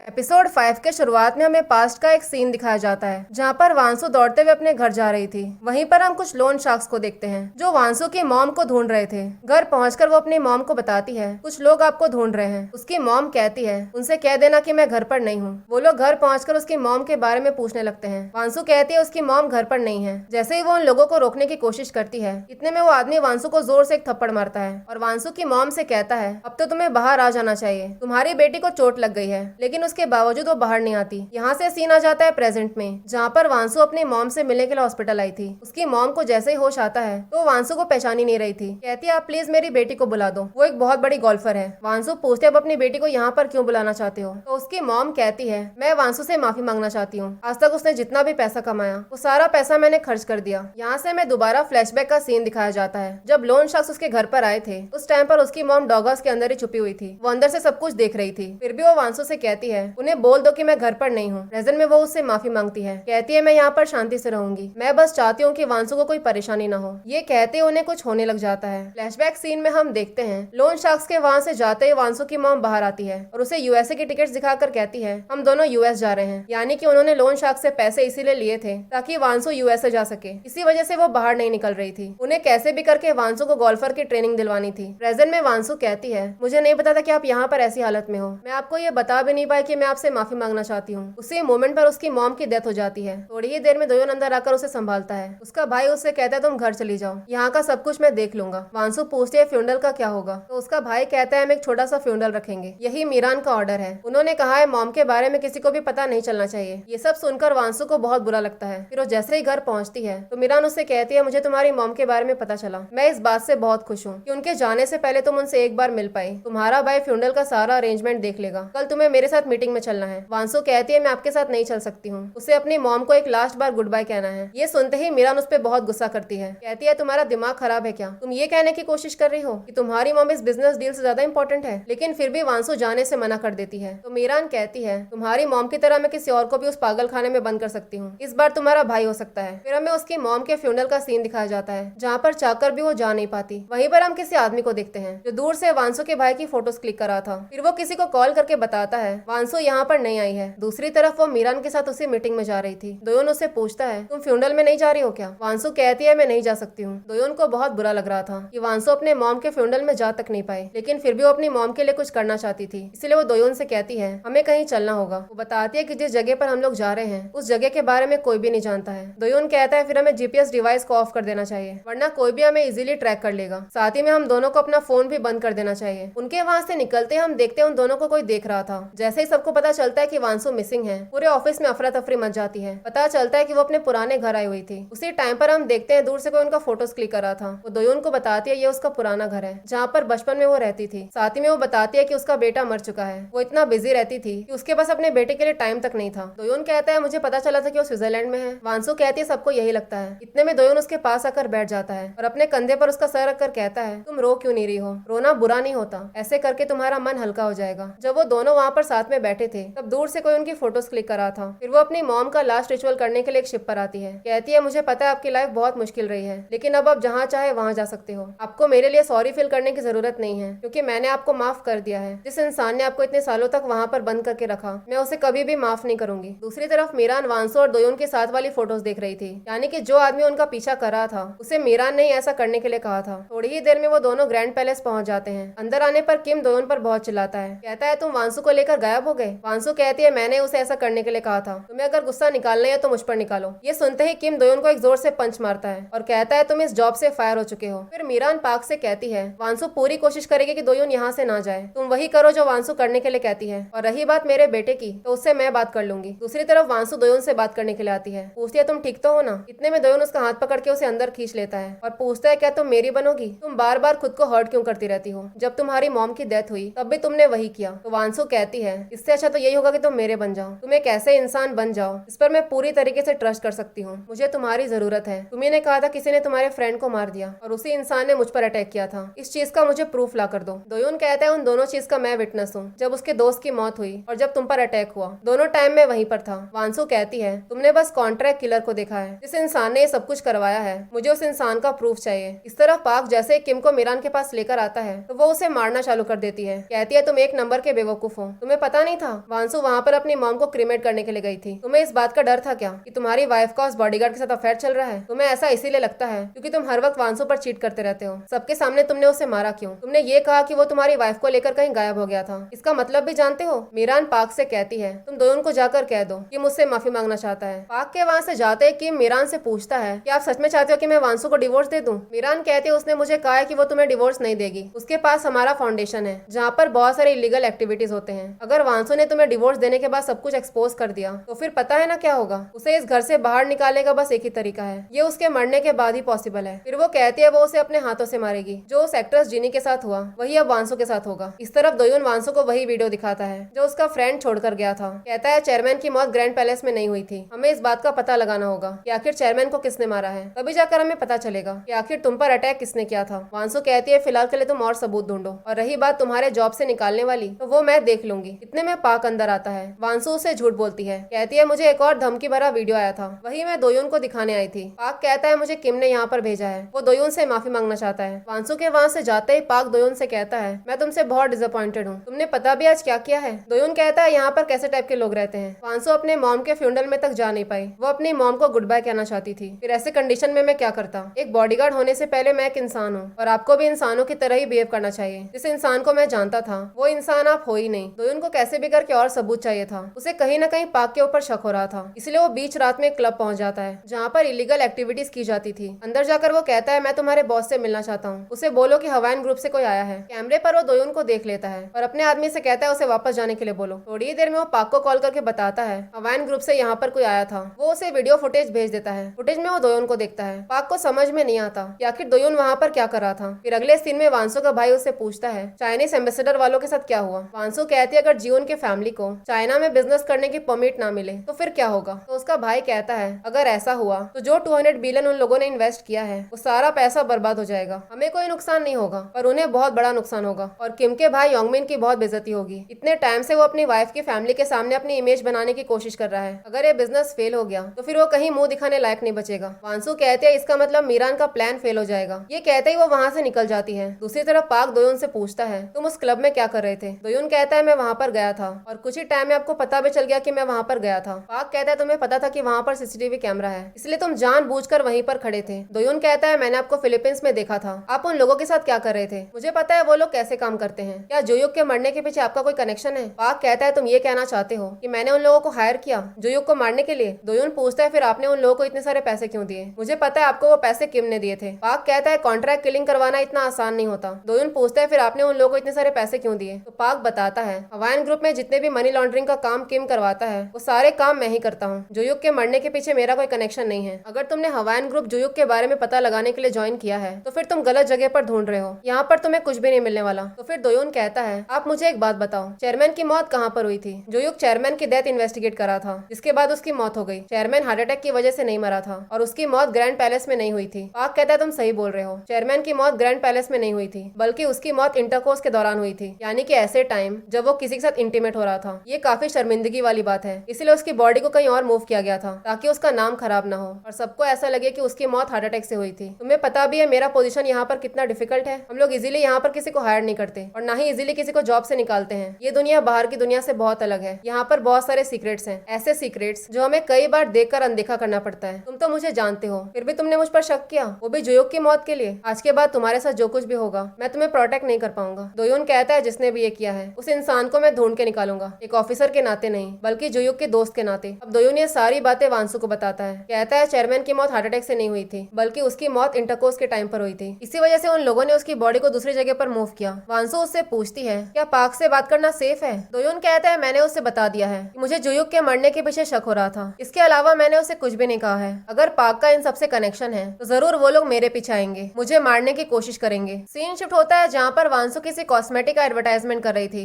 देखते ही देखते ये एड हर जगह वायरल हो जाता है। कुछ ही घंटों में वो प्रोडक्ट बिक भी जाता है। जैसे ही मीरान को पता चलता है तो बहुत गुस्सा करती है, साथ ही में योंगमिन और जून भी उस पर बहुत गुस्सा करते हैं। पूछते हैं तुमने एडवर्टाइजमेंट क्यों किया। वांसु कहती है मुझे पैसों की जरूरत थी, मुझे अफ्रीका के बच्चों के लिए वैक्सीन भेजना था। जून कहते तुमने हमारा बिजनेस डील खराब करके रख दिया। मिस्टर हान वांसु से पूछता है तुम्हें तो पता था ना क्या जून के कॉस्मेटिक कंपनी के प्रोडक्ट का लॉन्च डेट था। वांसु कहते हैं मुझे इस बारे में कुछ पता ही नहीं था। जून को बहुत गुस्सा आ गया था, वो वांसु से काफी ज्यादा बदतमीजी करती है। तो किम उससे कहता है तुम्हें थोड़ा संभल कर बात करना चाहिए, तुम मेरी वाइफ से बात कर रही हो। ये सुनकर जून वांसु से कहती है तुम्हारे हस्बैंड की शादी पहले मुझसे होने वाली थी लेकिन तुम्हारे हस्बैंड का कहीं और ही अफेयर चल रहा था। बहुत ही खराब कंडीशन में उस लड़की की मौत हो गई, इसी वजह से मेरे पेरेंट्स ने ये शादी कैंसिल कर दी। जून अपने हस्बैंड को भी रिस्पेक्ट नहीं देती थी। ये देखकर किम कहता है अच्छा वह मेरी शादी तुमसे नहीं हुई। इतने में योंगमिन वांसु से कहता है चाइनीज एफडीए ने अभी तक हमारा कॉस्मेटिक अप्रूव नहीं किया है, इसलिए जल्दी इस काम को कंप्लीट करो। वांसु कहती है तुम्हें मुझसे प्यार से बात करनी होगी। ये सुनकर योंगमिन को बहुत गुस्सा आ गया था। इतने में किम बीच में आकर आकर कहता है तुम्हें यहाँ से निकल जाना चाहिए। वो दोनों भाई लड़ने लग जाते हैं। तभी मिस्टर हान मीरान से कहता है जिस प्रोडक्ट का वांसो ने एडवर्टाइजमेंट किया था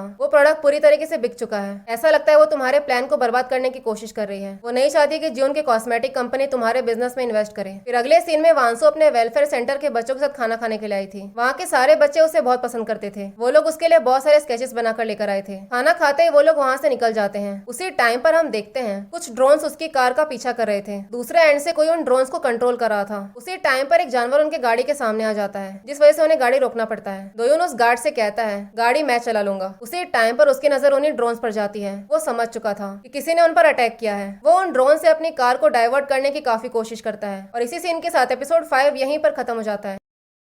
एपिसोड 6 के शुरुआत में हम देखते हैं वांसु वेलफेयर सेंटर से लौट रही होती है। इतने में बहुत सारे ड्रोन्स उनके कार का पीछा करने लगते हैं। जैसे ही दोयोन की नजर उन ड्रोन्स पर जाती है वो अपनी कार को डाइवर्ट करने की पूरी कोशिश करता है, लेकिन वहाँ पर बहुत सारे ड्रोन्स थे और वो कोई नॉर्मल ड्रोन्स नहीं थे बल्कि उनके अंदर बॉम्ब फिट किया गया था। दूसरे एंड से कोई उन ड्रोन्स को कंट्रोल कर रहा था। एक पॉइंट ऐसा आता है जब उनमें से एक ड्रोन उनके कार के नीचे आकर फिट हो जाता है। उसे मूवमेंट पर जोर से ब्लास्ट होता है और उनकी कार उल्टी पड़ जाती है। यहाँ पर हमें पता चलता है कि जो उन ड्रोन्स को कंट्रोल कर रहा था वो तो वही गार्ड जिन थी। थोड़ी ही देर में वो कार के पास आती है चेक करने के लिए कि वहाँ पर कोई जिंदा बचा या नहीं। कंडीशन देखकर ऐसा लगता है कि वहाँ पर कोई नहीं बचा हो, लेकिन थोड़ी ही देर में दोयोन को होश आता है। सबसे पहले वो वांसु को बाहर निकालने की कोशिश करता है। जैसे तैसे करके वो वांसु को बाहर निकाल लेता है। वो उसे वहाँ से लेकर जा ही रहा होता है। इतने में कार का मेटल स्टिक उसके पीठ पे आके स्टैब हो जाता है, जिसके बाद वो वहीं पर फेंट हो जाता है। फिर हमें हॉस्पिटल का सीन दिखाया जाता है जहाँ पर दोयोन की हालत बहुत खराब थी और न्यूज में इसी इंसिडेंट के बारे में बात हो रही थी। डॉक्टर आकर पाक को बताता है कि अगर वो मेटल स्टिक उसके शरीर में और अंदर घुस गया होता तो फिर उसके दोनों लंग्स डैमेज हो जाते, लेकिन होपफुली उसकी जान बच गई है। वहीं पर हम उसी गार्ड जिन को देखते हैं जिसने उन लोगों पर अटैक किया था। वो पाक को बताती है वांसु को होश आ गया है, साथ ही में उस दूसरे गार्ड की भी सर्जरी हो गई है। दूसरी तरफ वांसु को जैसे ही होश आता है तो वो किम से दोयोन के बारे में पूछने लगती है। ये सुनकर किम को कहीं ना कहीं बहुत गुस्सा आता है। वो वांसु से कहता है डॉक्टर ने मुझे ये बताया कि तुम्हें एक खरोच तक नहीं आई, ये बहुत बड़ा मिरेकल है। इस तरफ नर्स के वहाँ से निकलते ही जिन वहाँ पर पहुंच जाती है। देखकर ऐसा लग रहा था जैसे वो दोयोन को मारने आई हो, लेकिन तभी किम वहाँ पर पहुंच जाता है और उसके प्रेजेंस में वो कुछ कर नहीं पाती और साथ ही में वहाँ पर कैमरा भी लगा हुआ था। फिर वो बाहर आकर किसी को कॉल करके बताती है हमारा मिशन फेल हो चुका है। फिर अगले सीन में हम पुलिस कमिश्नर को देखते हैं जो मीरान से मिलने के लिए ग्रैंड पैलेस आया हुआ था। कमिश्नर उससे कहता है जिसने भी वांसु पर अटैक किया है मैं उसे कैसे भी करके ढूंढ के निकालूंगा। उस पर फिलीपींस में भी अटैक हुआ था। ये बात बहुत ज्यादा सीरियस है। तभी मीरान मिस्टर हान को इशारा करती है और वो कमिश्नर को लेकर अंदर जाता है। वो कमिश्नर को बहुत सारे पैसे देता है और इनडायरेक्टली उसे ये बताने की कोशिश करता है कि तुम्हें उस कल्प्रिट को ढूंढने की कोई जरूरत नहीं है। जब भी वांसु पर अटैक होता है उस टाइम पर पूरी दुनिया का ध्यान उस पर जाता है और हमारे कंपनी के स्टॉक प्राइसेस गिर जाते हैं। हमारे कंपनी को बहुत नुकसान हो जाता है। कमिश्नर कहता है मैं तुम्हारी बात समझ गया, तुम ये चाहते हो कि मैं इस अटैक को बहुत ही शांति से डील करूं ताकि फालतू की अफवाहें न फैले। यानी कि वो लोग यहाँ पर बस अपने कंपनी के फायदे के बारे में सोच रहे थे। दूसरी तरफ वांसु दोयोन से मिलने के लिए उसके कमरे में आती है, लेकिन वो वहाँ पर था ही नहीं, बल्कि वो उस अटैक के बारे में पता लगाने की कोशिश कर रहा था। वो अपने एक कॉलीग से उस एरिया का वीडियो फुटेज निकलवाता है। इस तरफ से किम भी पाक के थ्रू उस अटैक के बारे में पता लगाने की पूरी कोशिश कर रहा था। उन्हें ये पता चलता है कि उस एरिया में एक बाइक को देखा गया था, लेकिन इसके अलावा उन्हें कुछ भी पता नहीं चलता। किम पाक को दोबारा से एक पैसों से भरा हुआ बैग देता है। अब पाक को भी कहीं ना कहीं समझ में नहीं आ रहा था कि आखिर किम उन क्लब वालों को इतने सारे पैसे क्यों भिजवाता है। उसे याद आता है दोयोन ने उससे पूछा था कि तुम श्योर हो क्या कि वो सारे पैसे कॉन्ट्रैक्ट किलिंग के लिए यूज नहीं हो रहे। पाक यहाँ पे बस पैसे पहुंचाने का काम करता था, इससे ज्यादा उसे कुछ भी नहीं पता था। फिर अगले सीन में मिस्टर हान मीरान को बताता है तुम्हारा बेटा किम अपना खुद का स्लश फंड बना रहा है। उसने अब तक टोटल 100 अकाउंट्स बनाए हैं और सारे अकाउंट्स में बिलियंस पैसे हैं और वो इस काम के लिए काफी डेंजरस लोगों से डील कर रहा है। हम नहीं कह सकते हैं कि वो पैसे as a slush fund use हो रहे हैं या फिर किसी और चीज के लिए। फिर वो योंगमिन के बारे में पूछती है। मीरान कहती है मैंने उसे फाउंडेशन देने की कोशिश की लेकिन उसे नहीं चाहिए। अपना बिजनेस देने की कोशिश की लेकिन वो भी उसे नहीं चाहिए। मुझे तो ये समझ में नहीं आता कि आखिर वो चाहता क्या है। अब वो जियोन और योंगमिन से मिलने के लिए आता है, लेकिन वो दोनों अपने जिद पर अड़े हुए थे। मिस्टर हान कहता है तुम्हारे बिजनेस में हवाइन ग्रुप के पैसे लगे हुए हैं। तभी योंगमिन उससे कहता है जब तक किम या वांसो में से कोई आकर हमसे माफी नहीं मांगेगा तब तक ये डील नहीं होगी। हान कहता है ये इंपॉर्टेंट थोड़ी ना है। जियोन कहती है तुम्हारे लिए इंपॉर्टेंट नहीं होगा लेकिन हमारे लिए इंपॉर्टेंट है। वांसो एक मामूली सी कैडी की बेटी है। वो खुद को समझती क्या है। उसने हमारे प्रोडक्ट लॉन्च के साथ इंटरफियरेंस करने की कोशिश की। उसने अपने प्रोडक्ट का एडवर्टाइजमेंट उसी दिन किया जिस दिन हमारे प्रोडक्ट का लॉन्च था। उसे माफी तो मांगनी ही पड़ेगी। तो मिस्टर हान कहता है तुम्हारे ग्रैंडफादर भी तो घर घर जाकर कॉस्मेटिक्स बेचते थे। ये सुनकर जियोन भड़क जाती है, कहती है तुम्हें पता भी है तुम किससे बात कर रहे हो। हान कहता है ये इन्वेस्टमेंट तुम दोनों के लिए बहुत ही फायदेमंद रहेगा और रही बात माफी मांगने की, तो अगर हमने वांसू से कहा भी तो वो माफी नहीं मांगेगी। तो योंगमिन कहता है आज तक उसके पेरेंट्स ने उसके लिए कुछ भी नहीं किया, बस उसे वो फाउंडेशन देने की कोशिश की जो वांसू चलाती है। अगर वांसू ने चाइनीज एम्बेसडर से बात करके हमारे कॉस्मेटिक्स को अप्रूवल दिलवा दिया तभी जाकर ये बिजनेस होगा। तभी जून के पास उसके बॉयफ्रेंड का कॉल आता है, यानी कि वो योंगमिन पर चीट कर रही थी और वो ये बात जानता भी था, फिर भी वो कुछ कहता नहीं। फिर अगले सीन में वांसू दोयोन से मिलने के लिए हॉस्पिटल आती है। उसकी हालत काफी ज्यादा खराब थी। वांसू उससे कहती है तुम्हारी जान भी जा सकती थी। दोयोन कहता है लेकिन तुम तो ठीक हो ना। वांसू पूछती है तुम बार बार मेरे लिए खुद को डेंजर में क्यों डालते रहते हो। दोयोन कहता है एक बार मेरी मॉम ने मुझसे कहा था कि हमें वही करना चाहिए जो हमारा मन कहता है। वो बताता है उसकी फैमिली बहुत ही गरीब हुआ करती थी। उसकी मॉम पैसे बचा बचा कर उसे पॉकेट मनी देती थी ताकि वो नए जूते खरीद सके। वो बहुत सारा पार्ट टाइम जॉब भी करती थी ताकि वो मुझे और जुयू को अच्छा खाना खिला सके। मैंने उन्हें ये सब करने से बहुत बार मना किया लेकिन उन्होंने मुझसे ये कहा कि वो अपने दिल की सुन रही है। फिर दोयोन उसे वीडियो फुटेज दिखाता है, कहता है ये उसी एरिया का है जहाँ पर हम पे अटैक हुआ था। वांसू कहती है तुम्हें अब मुझे कोई प्रूफ देने की जरूरत नहीं है क्योंकि अब मुझे तुम पर पूरा भरोसा है। इतना कहकर वो उसके दिल के पास अपना हाथ रखती है और वो उसे हक कर लेता है। वांसू कहती है दोबारा से मेरे लिए अपनी जान को खतरे में मत डालना। फिर थोड़ी ही देर में वो मीरान से मिलने आती है। मीरान उससे कहती है मुझे पता चला है कि तुम्हारे कार में आग लग चुकी थी फिर भी तुम्हें खरोच तक नहीं आई। मुझे पता चला है कि दोयन तुम्हें अपनी बाहों में उठाकर लेकर आया था। लगता है हम उसे कुछ ज्यादा ही पैसे दे रहे हैं इसीलिए वो अपना काम इतने अच्छे से कर रहा है। वांसू उससे पूछती है कि आप किसी की भी जिंदगी पैसों से खरीद सकते हो। मीरान कहती जरूर खरीद सकते हैं। तो वांसू कहती है इसका मतलब अपने पैसे देकर किसी की जिंदगी खरीदी है। मीरान कहती है लगता है इस साल तुम्हारी किस्मत कुछ ठीक नहीं है। पहले ही तुम पर 2 बार अटैक हो चुका है इसलिए आज के बाद से एक अच्छा इंसान बनने की कोशिश करो तब जाकर तुम्हारी लाइफ अच्छी रहेगी। तुम्हें चाइनीज एम्बेसडर से बात करनी चाहिए। तेरा ने कहा है कि वो हमारे बिजनेस में इन्वेस्ट करने के लिए तैयार है। उसके डैड सुप्रीम कोर्ट के जज रह चुके हैं। दूसरी तरफ हम तेरा की मॉम को देखते हैं जो बहुत सारा सामान लेकर ग्रैंड पैलेस में जा रही थी लेकिन वहाँ की बटलर उसे अंदर जाने नहीं देती। कहती है मीरान के परमिशन के बिना तुम अंदर नहीं जा सकती। अगर तुम्हें अपनी बेटी से मिलना है तो फिर तुम्हें उससे घर से बाहर मिलना होगा। इतने में वांसू बाहर आती है, कहती है मैं आपको अंदर लेकर चलती हूँ। तेरा उससे कहती है मुझे पता चला है कि योंगमिन की फैमिली ने इन्वेस्टमेंट करने से मना कर दिया है। उसके जगह पर मैं बिजनेस करने के लिए तैयार हूँ। वांसू कहती है मैं तुम्हें पहले ही वार्निंग दे रही हूँ, तुम अपनी लिमिट क्रॉस मत करना। इतने में तेरा की मॉम उससे कहती है तुम अपने हस्बैंड को डिवोर्स दे दो। वांसू कहती है अगर आपको कुछ और कहना है तो आप कह सकते हो लेकिन ये तो पॉसिबल नहीं है। फिर अगले सीन में वो अपने भाई से कहती है मुझे इस फाउंडेशन का ओरिजिनल डॉक्यूमेंट्स चाहिए। तो उसका भाई कहता है इस डॉक्यूमेंट के 2 कॉपीज हैं। मेरे पास जो कॉपी है उसको टैक्स की वजह से चेंज किया गया है। वांसू कहती है इसका मतलब असली रिकॉर्ड्स मिस्टर हान के पास है। तो उसका भाई कहता है मैं इस कंपनी का सीनियर मैनेजिंग डायरेक्टर हूँ जबकि मेरे पास कॉलेज की डिग्री भी नहीं है। क्या तुम्हें इसका मतलब पता है? इसका मतलब ये है कि जब भी इस कंपनी में कोई भी प्रॉब्लम आएगी उस टाइम पर सारा इल्जाम मुझे अपने सर पर लेना होगा। वांसू कहती है उसने अपनी मॉम से हमेशा नफरत किया लेकिन उनके साथ जो कुछ भी हुआ वो बिल्कुल भी सही नहीं था। तो उसका भाई पूछता है क्या तुम रिवेंज लेना चाहती हो? हम जैसे लोग कुछ भी नहीं कर सकते। मीरान ऐसा होने नहीं देगी और वैसे भी तुम्हें फाउंडेशन के डॉक्यूमेंट्स क्यों चाहिए? अगर तुमने वो सब कुछ एक्सपोज कर दिया तो फिर मैं जेल भी जा सकता हूँ, यहाँ तक कि तुम्हें भी जेल जाना पड़ेगा क्योंकि तुम यहाँ की डायरेक्टर हो। वांसू कहती है मैं कुछ और सोच लूंगी लेकिन फिलहाल मुझे ऐसी चीज की जरूरत है जो कि मैं उनके अगेंस्ट यूज कर सकूं। लेकिन उसका भाई उसकी कोई बात नहीं सुनता। फिर अगले सीन में हम मीरान को देखते हैं। वो वाइन लेकर मिस्टर हान के पास जाती है। वहीं पर बाहर किम खड़ा था। यहाँ से हमें फ्लैशबैक का सीन दिखाया जाता है। पता चलता है कि मीरान और मिस्टर हान के बीच में अफेयर चल रहा था और बचपन में किम ने ये सारा कुछ अपनी आंखों से देख लिया था। वो मीरान से पूछता है अगर डैड को पता चल गया तो फिर क्या होगा? तो मीरान कहती है तुम्हारे डैड को पहले से सब कुछ पता है। फिर अगले सीन में हम दोयोन को देखते हैं जो हॉस्पिटल से वापस आ चुका था। पाक उससे कहता है कि जो वीडियो जोक ने तुम्हारे लिए छोड़ी थी उसने ऐसा क्यों किया होगा? दोयोन कहता है उसने ऐसा इसीलिए किया ताकि मुझे पता लग सके कि चेयरमैन का मर्डर हुआ था। पाक पूछता है जिस दिन जोयो की मौत हुई थी उस टाइम पर तुम वहीं पर थे ना? क्या तुमने उस किलर का चेहरा देखा था? दोयोन कहता है ये वही आदमी है जिसने फिलीपींस में वांसू पर अटैक किया था। उसका चेहरा तो मैंने नहीं देखा लेकिन उसके जेस्चर से मैं समझ गया कि ये वही इंसान है। फिर वो पूछता है आपको क्या लगता है चेयरमैन को किसने मारा होगा? क्या ये काम किम कर सकता है? पाक कहता है किम ये काम नहीं करेगा क्योंकि वो अपने डैड से बहुत प्यार करता था। उन दोनों का रिश्ता काफी अच्छा था और अगर तुम्हें जुयुक के बारे में पता लगाना है तो तुम्हें दोबारा से पुलिस फोर्स ज्वाइन कर लेना चाहिए। उसकी तरह मैं तुम्हें नहीं खो सकता। तो दोयोन उनके सामने रिक्वेस्ट करता है, कहता है मुझे आपकी मदद चाहिए। जो पैसे आपने क्लब में डिलीवर किए थे वो पैसे किस चीज के लिए यूज हुए हैं? सीन शिफ्ट होता है जहाँ पर वांसू चुपते छुपाते हुए दोयोन से मिलने आती है। वो कहती है फाउंडेशन का ओरिजिनल डॉक्यूमेंट्स मिस्टर हान के कमरे में कहीं छुपा कर रखा हुआ है। मैं चाहती हूँ कि वो डॉक्यूमेंट्स तुम मुझे ला कर दो। इतना कहकर वो वहाँ से निकलने लगती है। इतने में दोयोन उसका हाथ पकड़ लेता है, कहता है तुम ये सब मत करो, मैं सब कुछ हैंडल कर लूंगा, तुम्हारे लिए सब कुछ बहुत डेंजरस है। तो वांसू कहती है तुम अपने दोस्त के मर्डरर को ढूंढो, हवाइन ग्रुप का सब कुछ मैं देख लूंगी। हमें उनके अगेंस्ट एक ऐसा एविडेंस चाहिए ताकि हम फाइट बैक कर सके। फिर अगले सीन में दोयोन चुपके से मिस्टर हान के कमरे के बाहर पहुंच जाता है। वो देखता है वहाँ पर कोई भी कैमरा नहीं है। इसके पीछे रीजन ये है कि वहाँ पर सारी इलीगल मीटिंग्स होती है, इसलिए उन लोगों ने यहाँ पर जानबूझकर कैमरा नहीं लगाया है। उसे मोमेंट पर जिन आकर उसे देख लेती है। दोयोन मौका पाकर मिस्टर हान के कमरे में में घुसने की कोशिश करता है, लेकिन वहाँ पर फिंगरप्रिंट सेंसर लगा हुआ था। उसे कैसे भी करके मिस्टर हान के फिंगरप्रिंट चाहिए थे। किचन में आते उसे कुछ ग्लासेस मिलते हैं। एक ग्लास के ऊपर लिप बाम के निशान थे। दोयोन जानता था मिस्टर हान को लिप बाम लगाने की आदत है। वो समझ जाता है कि ये ग्लास उसी ने यूज किया है। अब वो उसी ग्लास के थ्रू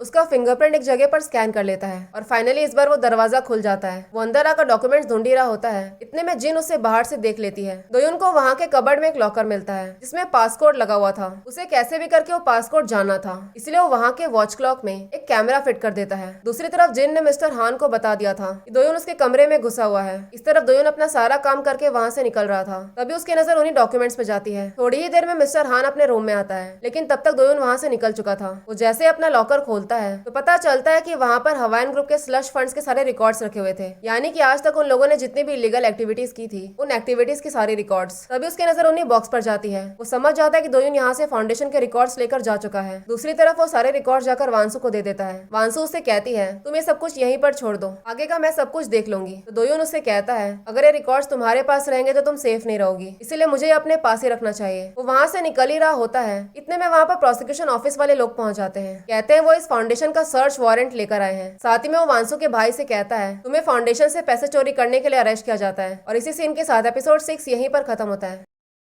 एपिसोड 7 के शुरुआत में प्रोसिक्यूटर वाले वांसु के ऑफिस पहुंच जाते हैं और उसके भाई से कहते हैं तुम्हें फाउंडेशन के फंड्स के चोरी के लिए अरेस्ट किया जाता है। किसी को कुछ भी समझ में नहीं आता कि आखिर किसने किया है। दूसरी तरफ मिस्टर हान मीरान को बताता है प्रोसिक्यूशन वालों को किसी ने इस बारे में टिप दी थी, लेकिन ये काम किसका अभी तक पता नहीं चल पाया है। अपने भाई के अरेस्ट होने की वजह से वांसु बहुत ही पैनिक हो रही थी। तो दोयोन उससे कहता है हमें फाउंडेशन के ओरिजिनल डॉक्यूमेंट्स को सबसे पहले छुपाना होगा, बाद में जाकर मैं खुद ही पता करूंगा कि आखिर यहाँ पर चल क्या रहा है। वांसु दोयोन से कहती है उसके फैमिली में उसके भाई के अलावा और कोई नहीं है। तो दोयोन उसे भरोसा दिलाता है, कहता है तुम्हारा भाई बिल्कुल ठीक होगा। उसी टाइम पर किम वहाँ पर पहुँचता है और उन दोनों को साथ में देखकर बहुत गुस्सा हो जाता है। इस तरफ मिस्टर हान योंगमिन से मिलने आता है। वो उससे पूछता है तुमने ये सब क्यों किया, तुम्हें ये सब करने से पहले मुझसे पूछना चाहिए था। तो योंगमिन कहता है मैं तुमसे क्यों पूछूं, क्या तुम अपना पोजीशन भूल गए हो। तो मिस्टर हान कहता है आगे से कुछ भी ऐसा वैसा मत करना। फिर हमें प्रोसिक्यूटर ऑफिस का सीन दिखाया जाता है जहाँ पर वांसु अपने भाई से मिलने के लिए आई थी। वो अपने भाई से कहती है अगर आगे से कोई भी प्रॉब्लम हुई तो तुम उन्हें बता देना कि तुम्हें ये सब कुछ करने के लिए मीरान ने कहा था, इसमें तुम्हारी कोई गलती नहीं है। तो उसका भाई कहता है तुमने मुझसे क्या कहा था कि तुम मीरान से रिवेंज लेना चाहती हो, अब तो तुम्हें समझ में आ ही गया होगा ये सब कुछ इम्पॉसिबल है। हवाइन ग्रुप ने ऑलरेडी मुझे कंट्रोल करके रखा है। तो वांसु पूछती है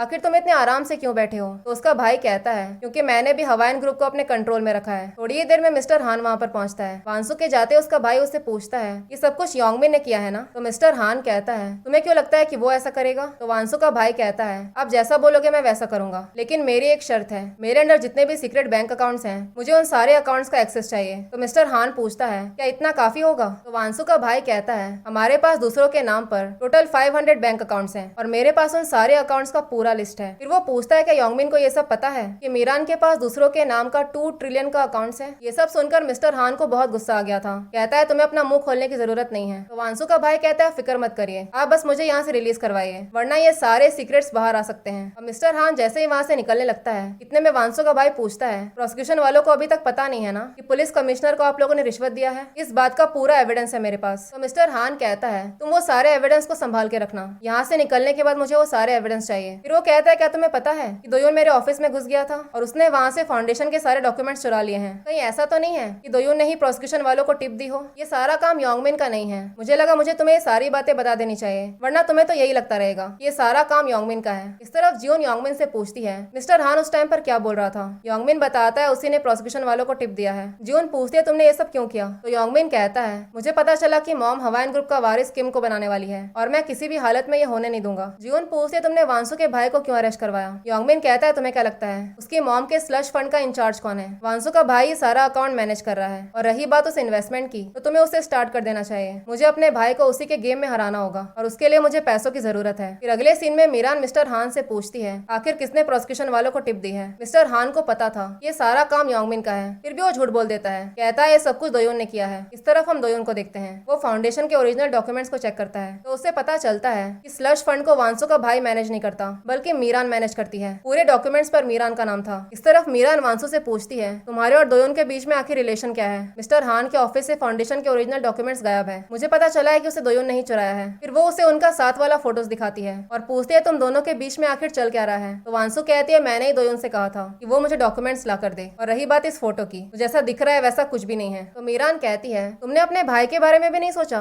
दोयोन ने वो डॉक्यूमेंट्स जाकर प्रोसिक्यूशन वालों को दे दिया। वांसु कहती है मैंने ऐसा कुछ भी नहीं किया। मैंने वो डॉक्यूमेंट्स इसीलिए लिए थे क्योंकि मुझे उस फाउंडेशन को एक इंटरनेशनल ऑर्गेनाइजेशन बनाना है और इसीलिए मुझे उस डॉक्यूमेंट्स के डेटा को स्टडी करना था। तो मिस्टर हान कहता है तुम्हें दोयोन पर इतना भरोसा नहीं करना चाहिए, कहीं ऐसा ना हो कि वो तुम्हारा फायदा उठाने की कोशिश कर रहा हो। ये सुनकर मीरान कहती है हमें दोयोन को फायर कर देना चाहिए। तो मिस्टर हान कहता है हम ऐसा नहीं कर सकते हैं क्योंकि दोयोन के पास अभी भी वो सारे डॉक्यूमेंट्स हैं। तो मीरान कहते हैं फिर एक काम करो, दोयोन को जान से मरवा दो। ये सुनकर वांसु बहुत डर जाती है। मीरान कहती है हमें आइडिया भी नहीं है कि दोयोन उस डॉक्यूमेंट के साथ क्या करेगा, तुम्हें उसे वो देने की क्या जरूरत थी। वांसु कहती है मैं श्योर हूँ ये सब दोयोन ने नहीं किया है। तो मीरान कहती है तुम्हें उस पर इतना भरोसा है, कहीं तुम दोनों प्यार में तो नहीं हो? तुम दोनों का फोटो देखकर यही लग रहा है। अगर तुम दोनों के बीच में कुछ चल भी रहा है तो भी मुझे इस बात से कोई प्रॉब्लम नहीं है, लेकिन तुमने उसे ओरिजिनल डॉक्यूमेंट्स चुराने के लिए बोल दिया। वो पुलिस यूनिवर्सिटी ग्रेजुएट है, वो तुमसे बहुत स्मार्ट है। तो वांसु कहती है मैं दोयोन के पास से वो डॉक्यूमेंट्स वापस लेकर आऊंगी। फिर मिस्टर हान दोयोन से बात करने के लिए आता है। कहता है मुझे पता चला कि तुम पुलिस में थे, फिर तुम आखिर हवाइन ग्रुप में काम करने के लिए क्यों आ गए? तुम यहाँ पर कुछ ढूंढ रहे हो क्या? दोयोन कहता है ऐसा तो कुछ भी नहीं है। तो मिस्टर हान कहता है जो डॉक्यूमेंट्स तुमने लिए है ना वो मुझे वापस कर दो। तो दोयोन हंसते हुए पूछता है अगर मैं वापस ना करूँ तो फिर क्या होगा? मिस्टर हान कहता है तुम्हें थोड़ा बच के रहना चाहिए, कहीं तुम हर्ट ना हो जाओ। इस बात से दोयोन समझ चुका था कि फाउंडेशन के ओरिजिनल डॉक्यूमेंट्स मिस्टर हान ने खुद ही बनाया है। फिर अगले सीन में जब वांसु जॉगिंग पर आई थी तो वो दोयोन से पूछती है क्या तुम श्योर हो कि जिस इंसान ने तुम्हारे फ्रेंड को मारा है उसी ने मुझ पर अटैक किया था? दोयोन पूछता है क्या तुम्हें मुझ पर शक हो रहा है? वांसु कहती है मुझे वो डॉक्यूमेंट्स वापस कर दो। दोयोन कहता है मैं ऐसा नहीं कर सकता हूँ। तो वांसु कहती है मैंने मीरान को बता दिया है कि तुम ही वो डॉक्यूमेंट्स लेकर गए हो, उसे तुम पर ही शक हो रहा है। उन्हें ऐसा लग रहा है कि मेरा भाई इसीलिए अरेस्ट हुआ क्योंकि तुमने वो डॉक्यूमेंट जाकर प्रोसिक्यूशन वालों को दे दिए। दोयोन कहता है तुम जानती हो कि ये सच नहीं है, मैंने उस डॉक्यूमेंट को अच्छे से चेक किया, तुमने जो सोचा था वैसा वहाँ पर कुछ भी नहीं है। तुमने कहा था कि मीरान और मिस्टर हान ने वो डॉक्यूमेंट इसीलिए बनाया ताकि सारा इल्जाम तुम पर और तुम्हारे भाई पर आ जाए, लेकिन ये पॉसिबल ही नहीं है क्योंकि उन डॉक्यूमेंट्स पर ना तुम्हारा नाम है ना तुम्हारे भाई का नाम है, बल्कि वहाँ पर मीरान का नाम है। वो सारे फंड्स मीरान ही मैनेज कर रही है। इसका रीजन मुझे अभी तक समझ नहीं आया। वांसु कहती है मैंने उन्हें बता दिया है कि मैंने ही तुमसे वो डॉक्यूमेंट चोरी करने के लिए कहा था। ये सुनकर दोयोन उस पर बहुत गुस्सा करता है। कहता है मैंने तुमसे कहा था ऐसा कुछ भी मत करना, जब तक वो डॉक्यूमेंट्स मेरे पास है वो लोग मेरा कुछ बिगाड़ नहीं सकते। वांसु कहती है ये सच नहीं है, वो लोग अभी भी तुम्हें मार सकते हैं, इसीलिए वो डॉक्यूमेंट मुझे वापस कर दो। दोयोन कहता है हम पता लगा सकते हैं कि उन अटैक्स के पीछे कौन था, हमें उन डॉक्यूमेंट्स की जरूरत है ताकि हम उनके अगेंस्ट फाइट बैक कर सके। बस एक बार मुझ पर भरोसा करो। जिस दिन वो कार एक्सप्लोड हुआ था उस दिन मैंने ये बात ठान ली थी कि मैं तुम्हें उस नरक से निकाल के ही रहूंगा, मैं तुम्हें किसी भी हालत में प्रोटेक्ट करूंगा। फिर अगले सीन में हम देखते हैं वांसु के भाई के अरेस्ट होने वाली न्यूज मीडिया में हर जगह लीक हो जाती है। ये सब देखकर मीरान को बहुत गुस्सा आता है। पता चलता है कि ये न्यूज तेरा और उसकी मॉम ने लीक की थी ताकि वो वांसु का नाम खराब कर सके। फिर अगले सीन में मिस्टर हान वांसु के भाई से मिलने आता है। मिस्टर हान उससे पूछता है कमिश्नर को रिश्वत देने वाली बात, उसका एविडेंस तुमने कहाँ रखा है? वांसु का भाई कहता है मैं तुम्हें वो एविडेंस दे दूंगा, लेकिन सबसे पहले मुझे यहाँ से रिलीज करवाओ। फिर वांसु का भाई पूछता है क्या मीरान को पता है योंगमिन ने ही प्रोसिक्यूशन वालों को टिप दी थी, इस वजह से मैं यहाँ पर बैठा हूँ? तो मिस्टर हान कहता है मैंने तुमसे कहा ना ये काम योंगमिन का नहीं है बल्कि ये काम दोयोन का है। ये सुनकर वांसु का भाई हंसते हुए कहता है ये काम दोयोन का नहीं है क्योंकि प्रोसिक्यूशन वालों को डॉक्यूमेंट्स के बारे में कुछ पता ही नहीं है, उन्हें स्लश फंड के बारे में कुछ पता ही नहीं है, उन्हें तो बस कुछ पैसों की टिप मिली थी, तो फिर ये काम दोयोन का कैसे हो सकता है? हान उससे कहता है तुम्हें इन सब में इन्वॉल्व नहीं होना चाहिए। तो वांसु का भाई कहता है मैं इन सब में इन्वॉल्व होना भी नहीं चाहता, तुम बस मुझे यहाँ से रिलीज करवाओ। फिर वो मीरान को आकर बताता है कि मैं वांसु के भाई को वहाँ से रिलीज करवाने वाला हूँ, लेकिन जैसे ये न्यूज मीडिया में आएगी तो हमें उस न्यूज को कवर करने के लिए कोई बहुत बड़ी न्यूज चाहिए होगी। मीरान पूछती है तुम करना क्या चाहते हो? हान कहता है हमें कुछ ऐसा करना होगा कि वांसु खुद ही उस फाउंडेशन से रिजाइन कर दे। ये करने का एक अच्छा तरीका है, हमें सबके सामने एक्सपोज कर देना चाहिए कि उसका और दोयोन का अफेयर चल रहा है। अगर ये न्यूज बाहर आ गई तो फिर वांसु का रेपुटेशन अपने आप ही गिर जाएगा और उसे फाउंडेशन से रिजाइन करना ही पड़ेगा। यही सब डिसाइड करके मीरान उससे कहती है तुम्हें तुरंत बुसान जाना होगा, वहाँ पर जो हमारा रिजॉर्ट है कल उसकी एनिवर्सरी है, तुम्हें वहाँ किम के साथ जाना चाहिए, तुम दोयोन के साथ पहले निकल जाओ, किम बाद में आ जाएगा, उसका यहाँ पर कुछ पेपर वर्क का काम बचा है। फिर अगले सीन में मिस्टर हान किसी से मिलने के लिए आया था। यहाँ से हमें फ्लैशबैक का एक सीन दिखाया जाता है जहाँ पर चेयरमैन उससे कहता है मैंने पहले अपना विल बना के रख लिया है, चाहे वो जिंदा रहे या ना रहे, उसका ये विल उसके 70th बर्थडे पर एग्जीक्यूट होगा। मिस्टर हान पूछते आप यूएस क्यों गए थे? तो चेयरमैन कहता है मुझे लगता नहीं कोरिया में ऐसा कोई भी लॉ फॉर्म है जहाँ तक तुम्हारी पहुँच नहीं है, मुझे अपना विल सीक्रेट रखना था इसीलिए मैं यूएस गया था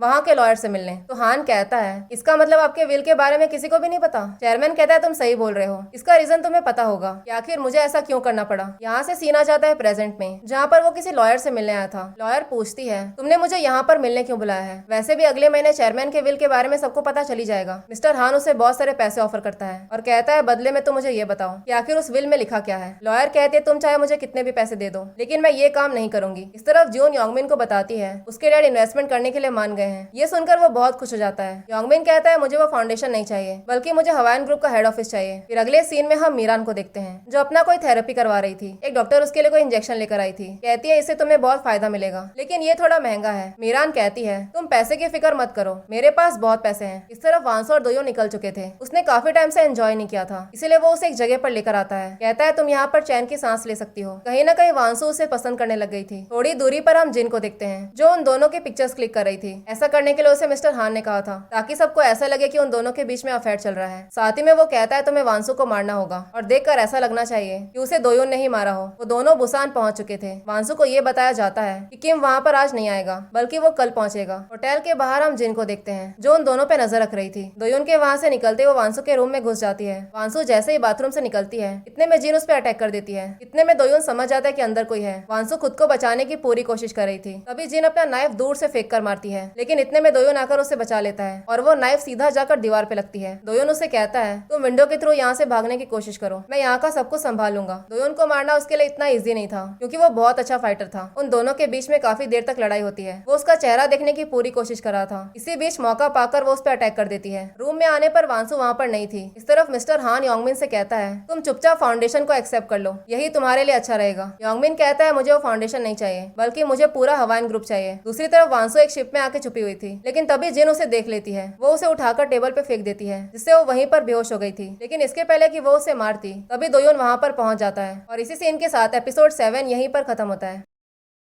एपिसोड 8 के शुरुआत में हम देखते हैं जिन वांसु को मारने वाली थी, लेकिन तभी दोयोन वहाँ पर आकर उसे बचा लेता है। उसके पास कोई वेपन नहीं था, इसलिए वो वहाँ से एक चाकू उठा लेता है और उन दोनों के बीच में फाइट शुरू हो जाती है। ये फाइट सीन लिटरली बहुत अच्छा था। दोनों बिल्कुल प्रोफेशनल फाइटर्स लग रहे थे। दोयोन के सामने टिकना उसके लिए इतना ईजी नहीं था। वो उसका मास्क हटाकर चेक करने की कोशिश करता है, लेकिन वो भी काफी अच्छी फाइटर थी, इसलिए वो खुद को बहुत ही अच्छे से डिफेंड कर रही थी। लेकिन दोयोन मौका पाकर उसके हाथ पर अटैक कर देता है। उसी टाइम पर वो उस पर अटैक कर देती है, लेकिन एक टाइम ऐसा आता है जहाँ पर वो सीधा उसे पानी में फेंक देता है। उसके बाद वो शिप लेकर वहाँ से निकल जाता है। फिर हमें अगले दिन का सीन दिखाया जाता है, जहाँ पर वांसु उसके सामने बैठी थी। वो पूछता है कहीं तुम्हें चोट तो नहीं लगी। ये सुनकर वांसु इमोशनल हो जाती है। कहीं ना कहीं वो दोयोन को पसंद करने लग गई थी। वो कहता है मैंने तुमसे प्रॉमिस किया था कि मैं किसी भी हालत में तुम्हें प्रोटेक्ट करूंगा। इतना कहते ही वो दोनों एक दूसरे को किस कर लेते हैं। फिर अगले सीन में किम जैसे ही वहाँ पर पहुंचता है तो होटल की हालत देखकर बहुत डर जाता है, लेकिन वांसु को सही सलामत देकर उसकी जान में जान आती है। थोड़ी देर में उसकी नींद खुलती है तो किम उससे पूछता है तुम पूरी रात दोयोन के साथ थी। वांसु बताती है कल हम पे अटैक हो गया था और दोयोन ने मेरी जान बचाई। फिर उन दोनों का साथ में फोटोशूट चल रहा था। उन्हें देखकर ये लगता नहीं था कि वो एक हैप्पी कपल नहीं है। वो दोनों पूरे टाइम एक दूसरे की तरफ ही देख रहे थे। जैसे किम ये चीज नोटिस करता है तो उससे बहुत गुस्सा आता है। फिर वो किम से बात करने के लिए आती है। वो उससे पूछती है क्या योंगमिन तुम्हारा नाजायज भाई है। ये सुनकर वो डर जाता है तो वांसु कहती है तुम्हारे रिएक्शन से तो यही लग रहा है कि मेरा शक सही है, इसीलिए तुम्हारी मॉम योंगमिन को पसंद नहीं करती। यहाँ से हमें फ्लैशबैक का सीन दिखाया जाता है, जहाँ पर दोयोन ने वांसु से कहा था सबसे पहले तुम्हें किम से बात करना होगा। मुझे लगता है उन दोनों भाइयों के बीच में कोई सीक्रेट है। साथ ही में तुम्हें चेयरमैन के बारे में भी पूछना होगा। प्रेजेंट में वो किम से कहती है क्या तुम्हें पता है तुम्हारे डैड का डेथ ग्रैंड पैलेस में नहीं हुआ था। वो कहता है मुझे ये बात पता है, उन लोगों ने जानबूझकर ये बात छुपाई क्योंकि ये काफी शर्मिंदगी वाली बात थी। तो वांसु कहती है इसका मतलब उन लोगों ने तुमसे भी यही कहा। किम पूछता है तुम्हारा मतलब क्या है। वांसु कहती क्या तुमने कभी ये सोचा है ऐसा भी हो सकता है कि तुम्हारे डैड का मर्डर हुआ हो। फिर अगले ही मोमेंट मीडिया में एक आर्टिकल रिलीज होता है, जो देखकर मीरान बहुत चिल्लाती है। पता चलता है कि वो जिस डॉक्टर से अपना ब्यूटी ट्रीटमेंट करवा रही थी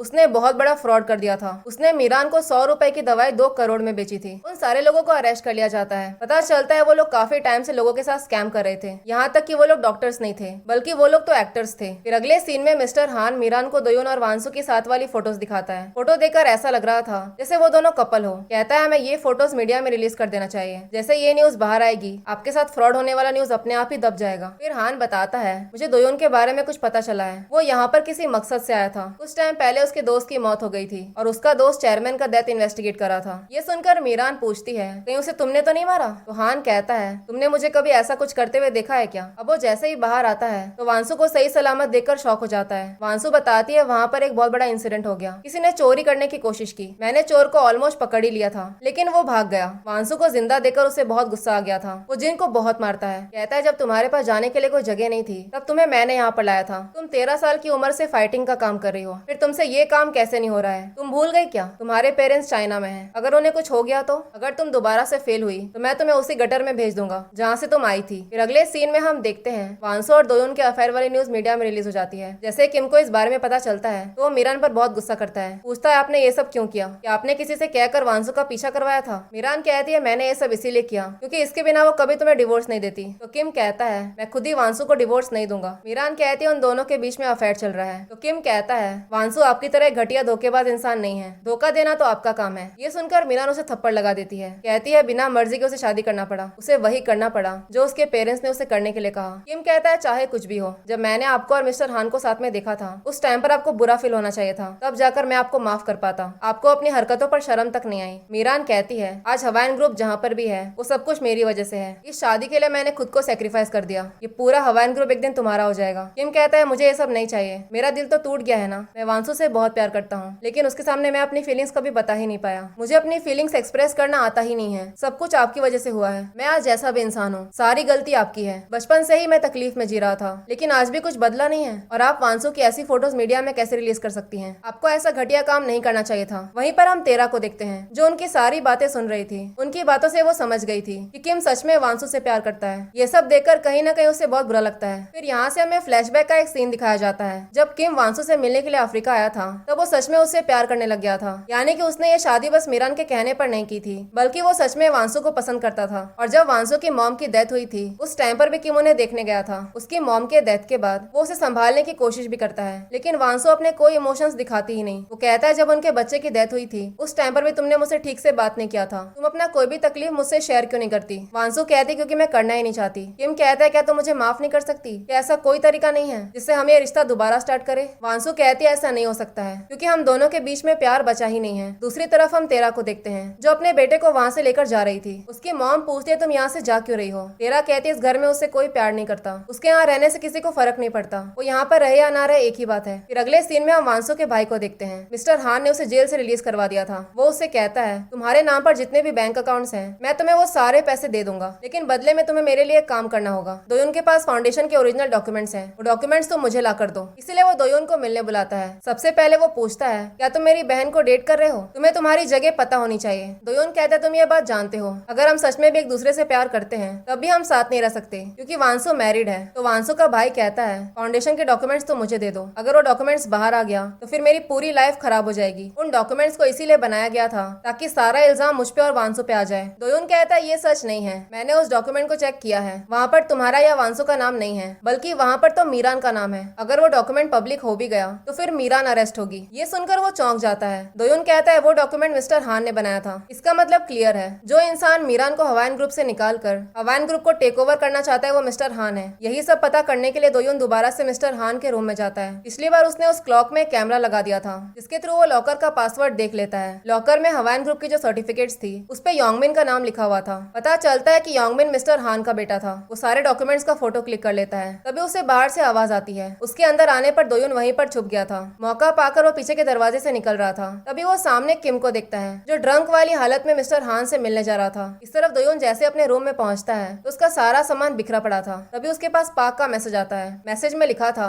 मुझे मिस्टर हान ने वो डॉक्यूमेंट्स तुम्हारे रूम से लाने के लिए कहा था। यहाँ से हमें फ्लैशबैक का एक सीन दिखाया जाता है जहाँ पर दोयोन ने वांसो के भाई से कहा था मैं तुम्हें वो डॉक्यूमेंट्स दे दूंगा लेकिन मेरी एक शर्त है। मुझे इस बात का पता लगाना है कि आखिर ये सब कुछ किसने किया है। अगर वो डॉक्यूमेंट्स मिस्टर हान को मिल गया तो फिर तुम भी सेफ नहीं रहोगे। तो वांसो का भाई कहता है अगर गलती से भी मुझे कुछ हो गया तो फिर तुम मेरी वाइफ से मिलने जाना। उसे मैंने पहले ही कुछ दे के रखा है। दूसरी तरफ किम हान से पूछता है तुम इन्हें चेयरमैन को मारा है ना? क्या तुमने ऐसा इसीलिए किया क्योंकि मेरे डैड ने तुम्हारे बेटे को अच्छी ट्रीटमेंट नहीं दी? हान पूछता है मेरा बेटा भी है? तो किम कहता है योंगमिन तुम्हारा ही बेटा है ना? तो हान कहता है लगता है तुमने कुछ ज्यादा ही पी लिया है। योंगमिन तुम्हारा भाई है। किम कहता है शायद तुमने ये सब इसीलिए किया ताकि लीगली पूरा हवाइन ग्रुप तुम्हारा हो जाए। इसी वजह से मेरे डैड ने पहले ही वो विल बना के रख लिया था क्योंकि वो जानते थे कि तुम कुछ ऐसा ही करने की कोशिश करोगे। लेकिन तुम तब क्या करोगे जब पूरा हवाइन ग्रुप मेरा हो जाएगा। हान कहता है तुम योंगमिन को कुछ भी मत करना क्योंकि वो तुम्हारा भाई है। अगर उससे कुछ भी हुआ तो फिर तुम नहीं बचोगे। किम कहता है ये बात बहुत ही फनी है। जिसको थोड़ा सा भी क्लू होगा वो ये बात समझ जाएगा कि योंगमिन मेरा हाफ ब्रदर है। पता है क्यों? क्योंकि मॉम खुद ही उसे पसंद नहीं करती। ऐसा कौन सा रीजन है कि वो अपने खुद के बच्चे को पसंद नहीं करती? इसका रीजन ये है कि वो तुम्हें अपना नौकर समझती है। तुम बस एक मामूली से लॉयर हो जो उनके लिए नौकरों वाला काम करता है। ये सुनकर हान उसे थप्पड़ लगा देता है। तो किम कहता है तुम्हें क्या लगता है योंगमिन को सच में पता नहीं कि तुम उसके डैड हो। वो सब कुछ जानता है लेकिन फिर भी ऐसा प्रिटेंड करता है। पता है क्यों? क्योंकि वो भी तुम्हें अपना नौकर समझता है। हान कहता है तुम्हें यहाँ से निकल जाना चाहिए। किम कहता है मैं चला जाऊंगा, लेकिन मेरी एक बात ध्यान से सुन लो, अगर वांसु को कुछ भी हुआ तो फिर तुम या फिर तुम्हारा बेटा, दोनों में से कोई नहीं बचेगा। दूसरी तरफ वांसु की सेक्रेटरी उसे बताती है पाक ने किम के कहने पर दोयुन को पकड़ लिया है। थोड़ी ही देर में किम वहाँ पर पहुँचता है। वो अपना राइफल दोयुन पे पॉइंट करता है, पूछता है आखिर तुम वांसु से मिले क्यों, इसके पीछे क्या रीजन है। दोयुन कहता है उसे अपने दोस्त के बारे में पता लगाना था,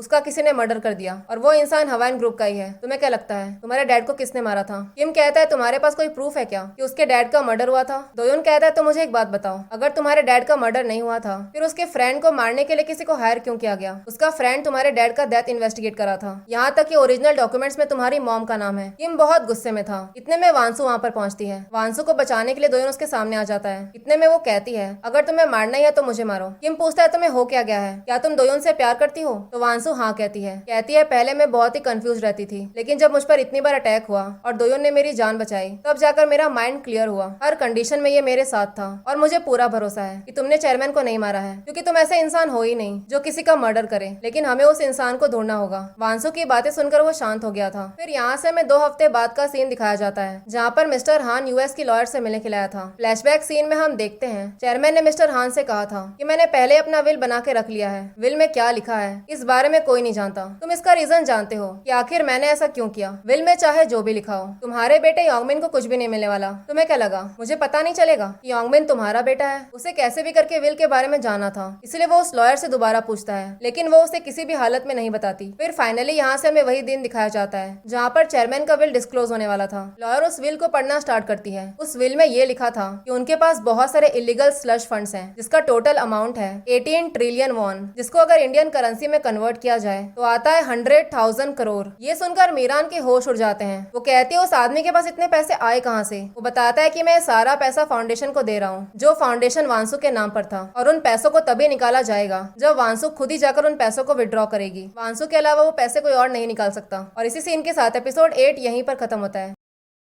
एपिसोड 9 के शुरुआत में दोयुन कमिश्नर से मिलने के लिए आया था। वो उनसे कहता है जुयुक के मौत से पहले वो हवाइन स्लश फंड के बारे में पता लगा रहा था और आपने उसके डेथ को कवर करने की कोशिश की। कमिश्नर कहता है मैंने ऐसा इसीलिए किया क्योंकि जुयुक को कोई भी एविडेंस नहीं मिल पाया था और बिना एविडेंस में उन्हें अरेस्ट कैसे करता। और क्या तुम मुझ पर शक कर रहे हो? दोयुन कहता है मुझे आप पर शक तो हो रहा है, लेकिन मैं यहाँ पर आपको हवाइन स्लश फंड के बारे में रिपोर्ट करने के लिए आया हूँ। तो कमिश्नर कहता है उसके पहले मैं तुम्हें कुछ बताना चाहता हूँ। मुझे एक इंटेल के थ्रू पता चला है कि चेयरमैन ने बहुत सारा पैसा छुपा के रखा है और वो पैसा चेयरमैन को पुराने प्रेसिडेंट ने दिया था, यानी कि चेयरमैन फॉर्मर प्रेसिडेंट का बेटा था। ये उन्हीं पैसों की बात कर रहा था जो पैसे चेयरमैन ने वांसु के फाउंडेशन को डोनेट कर दिया था। फिर अगले सीन में जब वो खाना खाने के लिए बैठा था तब जिन वहाँ पर आती है। उसी मोमेंट पर उसके हाथ से पानी की बोतल गिर जाती है जो वो अपने बाएं हाथ से पकड़ती है। दोयुन उससे पूछता है क्या तुम लेफ्ट हैंडेड हो? आखिर तुम्हारी हाइट कितनी है? दोयुन को कहीं ना कहीं जिन पर शक हो रहा था। उसे ऐसा लग रहा था कि शायद इसी ने जुयुक का मर्डर किया है। उसे याद आता है जिन मार्शल आर्ट्स में बहुत अच्छी थी, लेकिन इस बात को प्रूव करने के लिए उसे एविडेंस चाहिए था। फिर हमें स्विट्जरलैंड का सीन दिखाया जाता है जहाँ पर चेयरमैन ने अपना सारा स्लश फंड छुपा के रखा था। वो सारे पैसे बिना वांसु के किसी और को हैंडओवर नहीं किया जाता, इसलिए वो किम के साथ वहाँ पहुँचती है। सबसे पहले वांसु का हैंड प्रिंट लिया जाता है, जिससे ये बात प्रूव हो जाती है कि वो एक परफेक्ट मैच थी। अब वो दोनों जैसे स्टोरेज रूम में पहुँचते हैं तो वहाँ पर बहुत सारे पैसे और गोल्ड बार्स थे। फिर यहाँ से हमें कुछ दिन पहले का सीन दिखाया जाता है जब पहली बार उन्हें पैसों के बारे में पता चला था। उस टाइम पर योंगमिन बहुत खुश था। कहता है मैं इन पैसों को 3 पार्ट में स्प्लिट अप कर देना चाहिए। तो किम कहता है तुम्हारा दिमाग खराब है क्या? तुमने क्या विल पढ़ा नहीं? चेयरमैन ने वो पैसे फाउंडेशन को दिए हैं, इसीलिए तुम्हें कुछ नहीं मिलने वाला। तो योंगमिन कहता है इसका मतलब सारे पैसे तुम रखने वाले हो? तुम मेरे साथ ऐसा नहीं कर सकते हो। मीरान कहती है हम पैसों को 3 पार्ट में स्प्लिट अप नहीं करेंगे, मैक्सिमम पैसा किम के सक्सेशन के लिए यूज किया जाएगा। ये सुनकर योंगमिन बहुत चिढ़ जाता है। कहता है मैं अपना हिस्सा किसी और को नहीं दूंगा। किम कहता है वो पैसा हम में से किसी का नहीं है, बल्कि वो सारा पैसा वांसु का है, वो जैसे चाहे वैसे यूज कर सकती है। तो मीरान कहती है हम इतना पैसा वांसु को नहीं दे सकते, वरना वो सारा पैसा बर्बाद कर देगी। किम को पैसों में जरा भी इंटरेस्ट नहीं था। वो कहता है वांसु जो करना चाहती है उसे करने दो। इतने में योंगमिन उससे लड़ने लग जाता है। कहता है मैं ये सब होने नहीं दूंगा। तो किम कहता है तुम इस फैमिली के मेंबर तक नहीं हो, समझदार को इशारा ही काफी होता है। तो योंगमिन कहता है अगर मुझे कुछ नहीं मिला तो मैं एक फॉर्मल कंप्लेंट फाइल कर दूंगा, पूरी दुनिया को पता चल जाएगा कि प्रेसिडेंट के बेटे ने बहुत सारा स्लश फंड छुपा के रखा है। किम कहता है तुम्हारी मुझे धमकी देने की हिम्मत भी कैसे हुई? तो योंगमिन उससे कहता है मॉम के बारे में भूल जाओ, हम पैसों को 2 पार्ट में स्प्लिट करेंगे। इतने में मीरान उससे कहती है तुम्हें तो कुछ भी नहीं मिलने वाला। योंगमिन कहता है अगर मुझे कुछ नहीं मिला तो फिर तुम दोनों जेल जाओगे। किम कहता है तुम जेल की बातें कर रहे हो? मुझे पता चला था कि चेयरमैन चेयरमैन का मर्डर हुआ है। ये सुनकर मीरान शॉक्ड रह जाती है। पूछती है तुम्हें ये सब किसने बताया?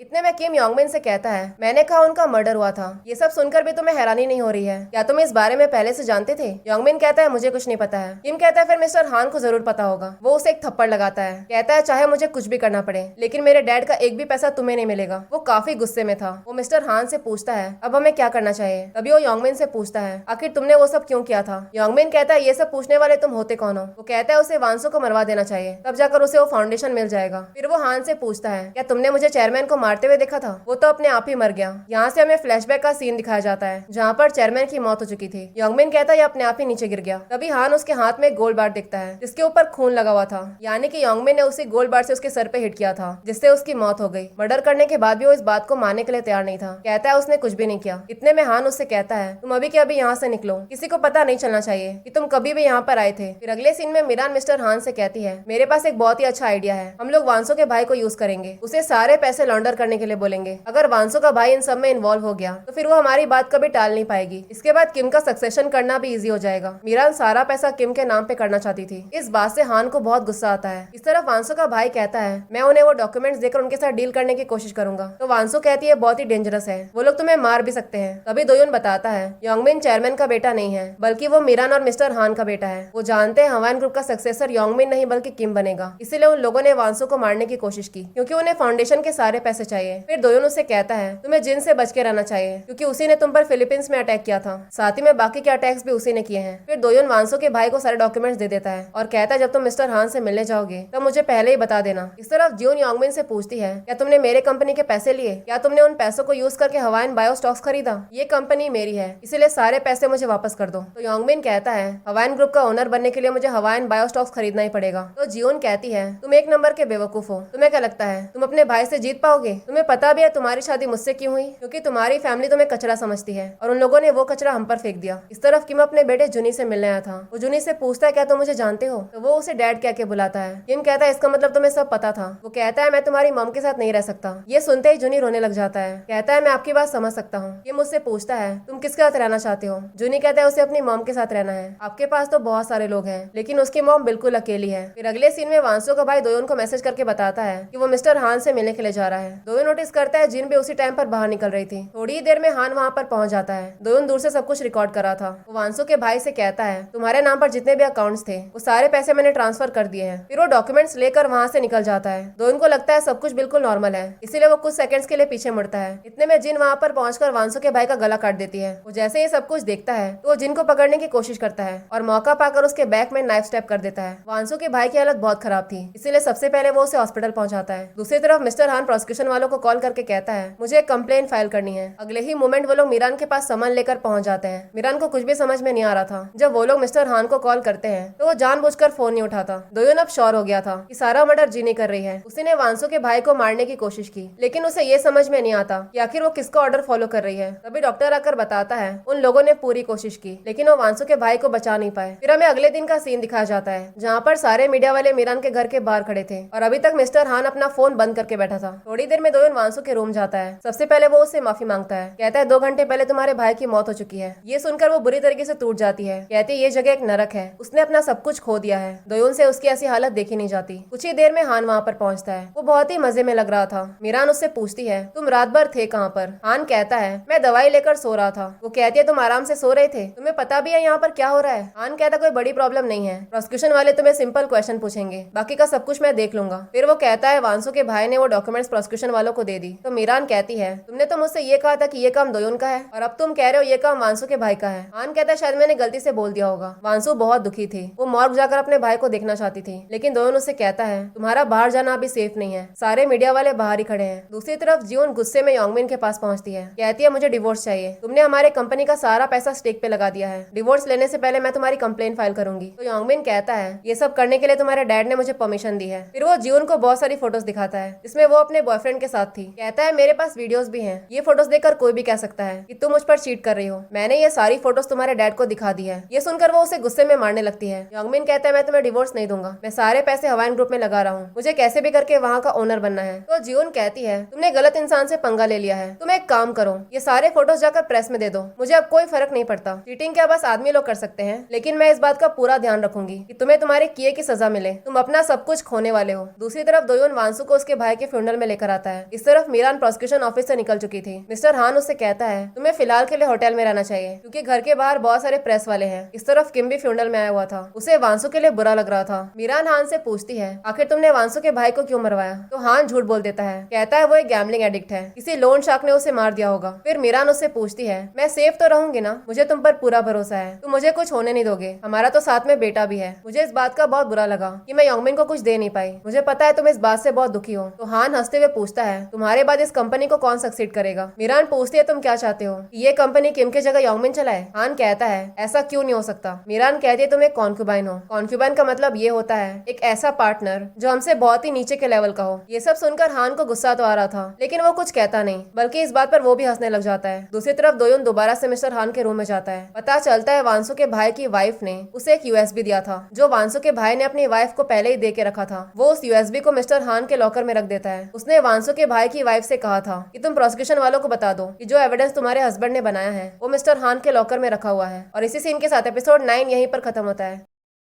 हे गाइस, तो फाइनली हम पहुंच चुके हैं रेड स्वान के लास्ट एपिसोड पर। एपिसोड 10 के शुरुआत में मीरान को फाउंडेशन से पैसे चोरी करने के लिए अरेस्ट कर लिया जाता है। हान बस वहां पर खड़े होकर तमाशा देख रहा था। मीरान कहते ये लोग मुझे अरेस्ट कर रहे हैं और तुम कुछ बोल भी नहीं रहे हो। मीरान को अरेस्ट करने के बाद वो लोग मिस्टर हान का रूम चेक करने के लिए पहुंच जाते हैं क्योंकि वांसू के भाई की वाइफ ने प्रोसिक्यूशन वालों को बता दिया था कि मिस्टर हान के लॉकर में एक एविडेंस रखा हुआ है। वांसू का भाई जानता था कि एक दिन जरूर ऐसा होगा, इसलिए उसने पहले ही एविडेंस बना के रख लिया था। उस लॉकर में पासवर्ड लगा हुआ था, इसलिए वो लोग पूरा लॉकर ही उठाकर ले जाते हैं। जैसे जिन ये सब कुछ देखती है वो समझ जाती है कि वो फंसने वाली है, इसलिए वो वहाँ से भागने लग जाती है। इतने में दोनों उसका पीछा करने लगता है। वो जैसे उसका बैग चेक करता है तो उसे वहाँ पर चाकू का निशान मिलता है। उसने उस रात जिन पर चाकू से अटैक किया था उसे इस बात की कंफर्मेशन हो गई थी कि इसी ने वांसू के भाई को मारा है। उन दोनों के बीच में काफी देर तक लड़ाई चलती है। दोनों को याद आता है कि कैसे उसने उसके दोस्त को मारा था। वो उसे एक यूएसबी दिखाता है, कहता है यहाँ पर उस बात का प्रूफ है जब तुमने वांसू के भाई का मर्डर किया था और जो स्कार तुम्हारे बैग पर है इससे ये बात कंफर्म हो गया है ये सारा काम तुम्हारा ही है। वो उसे घसीटते हुए बाहर लेकर आता है जिसके बाद वो अरेस्ट हो जाती है। उस टाइम पर वो मिस्टर हान की तरफ देख रही थी। अंदर आकर दोयोन उससे कहता है जिन अरेस्ट हो चुकी है, अब तुम्हारा टर्न है, जल्दी वो पुलिस को बता देगी ये सारा काम उससे किसने करने को कहा था। फिर वो पूछता है आखिर तुमने ये सब कुछ क्यों किया? क्या तुमने ये सब कुछ पैसों के लिए किया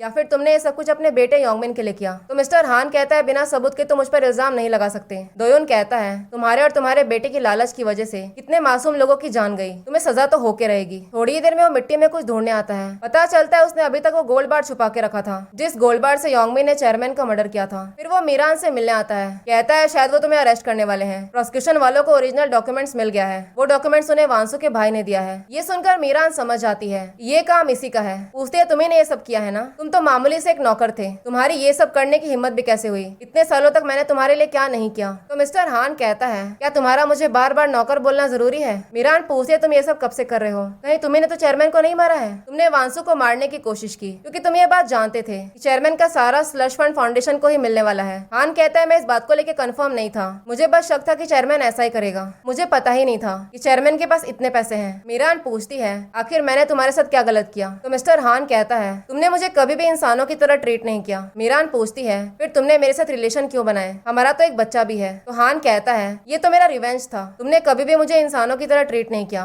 मैं देखना चाहता था जब तुम अपने नौकर के बच्चे को जन्म दोगी तब तुम्हें कैसा फील होगा। फिर वो उसके सामने वही गोल्ड बार रखता है, कहता है आज तक जितने भी कॉन्ट्रैक्ट किलिंग हुए हैं सबका इल्जाम तुम अपने सर लो। मीरान कहती है सारा इल्जाम मैं अपने ऊपर क्यों लूं? वांसू को मारने की कोशिश तुमने की थी। तो हान कहता है तुम्हें पता भी है ये क्या है? इस गोल्ड बार पे जो खून लगा है ये खून तुम्हारे हस्बैंड का है और इस पे जो फिंगरप्रिंट है वो तुम्हारे बेटे योंगमिन की है। योंगमिन ने ही तुम्हारे हस्बैंड को मारा था। अगर मैंने ये gold bar as evidence submit कर दिया तो फिर तुम्हारा बेटा योंगमिन जिंदगी भर जेल में सड़ेगा। मीरान कहती है तुम्हारा दिमाग खराब है क्या? योंगमिन तुम्हारा भी बेटा है। तो हान कहता है अगर पूरी दुनिया को पता चल गया कि वो मेरा बेटा है तो इस बात से तुम्हें कोई प्रॉब्लम नहीं होगी। सब लोग तो यही बोलेंगे कि तुम्हारा एक नौकर के साथ अफेयर था और उस नौकर के बेटे ने तुम्हारे हस्बैंड की जान ले ली। अगर तुमने वांसू पर अटैक होने वाला इल्जाम अपने सर ले लिया तो फिर ये बात किसी को पता नहीं चलेगी। ऐसे करके तुम हवाइन ग्रुप का नाम बचा सकती हो। किसी को कभी पता नहीं चलेगा कि योंगमिन तुम्हारा और तुम्हारे नौकर का बेटा है। मीरान कहती है तुम अपने बेटे को मेरे अगेंस्ट यूज कर रहे हो, वो भी उन क्राइम्स के लिए जो क्राइम तुमने किया है। हान कहता है अगर तुमने ऐसा नहीं किया तो फिर पूरी दुनिया यही याद रखेगी कि तुम्हारे तुम्हारे खुद के बेटे ने तुम्हारे हस्बैंड की जान ले ली। अब तुम्हें कैसा लग रहा है? जिसको तुम नौकर कहती थी, उसी नौकर ने तुम्हारी लाइफ बर्बाद कर दी। योंगमिन तुम्हारा ही बेटा है। अगर तुम्हारे अंदर थोड़ी सी भी माँ की ममता बची है तो उसी के नाते तुम्हें ये सब करना पड़ेगा। दूसरी तरफ किम तेरा को बहुत सारे पैसे देता है, कहता है ये पैसे मैंने तुम्हारे लिए सेव करके रखे थे और ये सारे पैसे लीगल हैं। तो तेरा उससे पूछती है, क्या तुम वांसु से इतना प्यार करते हो कि तुम मुझे 100 बिलियन देने के लिए तैयार हो गए, जबकि वो तो तुमसे प्यार भी नहीं करती। फिर वो पूछती है, क्या तुमने कभी भी मुझसे प्यार किया था? किम कहता है उसने हमेशा ही वांसु से प्यार किया है। फिर अगले सीन में जियोन योंगमिन के पास डिवोर्स पेपर लेकर आई हुई थी। कहती है अगर तुम्हें वो फोटो मीडिया में देनी है तो फिर तुम दे सकते हो, लेकिन तुम्हें डिवोर्स पेपर पे साइन करना ही होगा। लेकिन वो ऐसा करने के लिए मना कर देता है और सीधा डिवोर्स पेपर फाड़ देता है। फिर वो गुस्से में ग्रैंड पैलेस पहुंचता है और वहाँ के सारे स्टाफ मेंबर से घर से बाहर जाने को कहता है। वो इतने ज्यादा गुस्से में था कि वो सबसे पहले बेसमेंट पहुंचकर वहाँ का राइफल उठाता है। उस टाइम पर वांसु घर से निकल ही रही थी। थोड़ी देर में किम बाहर आता है। इतने में योंगमिन उस पर राइफल पॉइंट कर देता है। कहता है मैंने पहले ही तुम्हें वार्निंग दे दी थी कि मैं अपना पैसा तुम्हें लेने नहीं दूंगा। वांसु वहाँ से निकल ही रही होती है।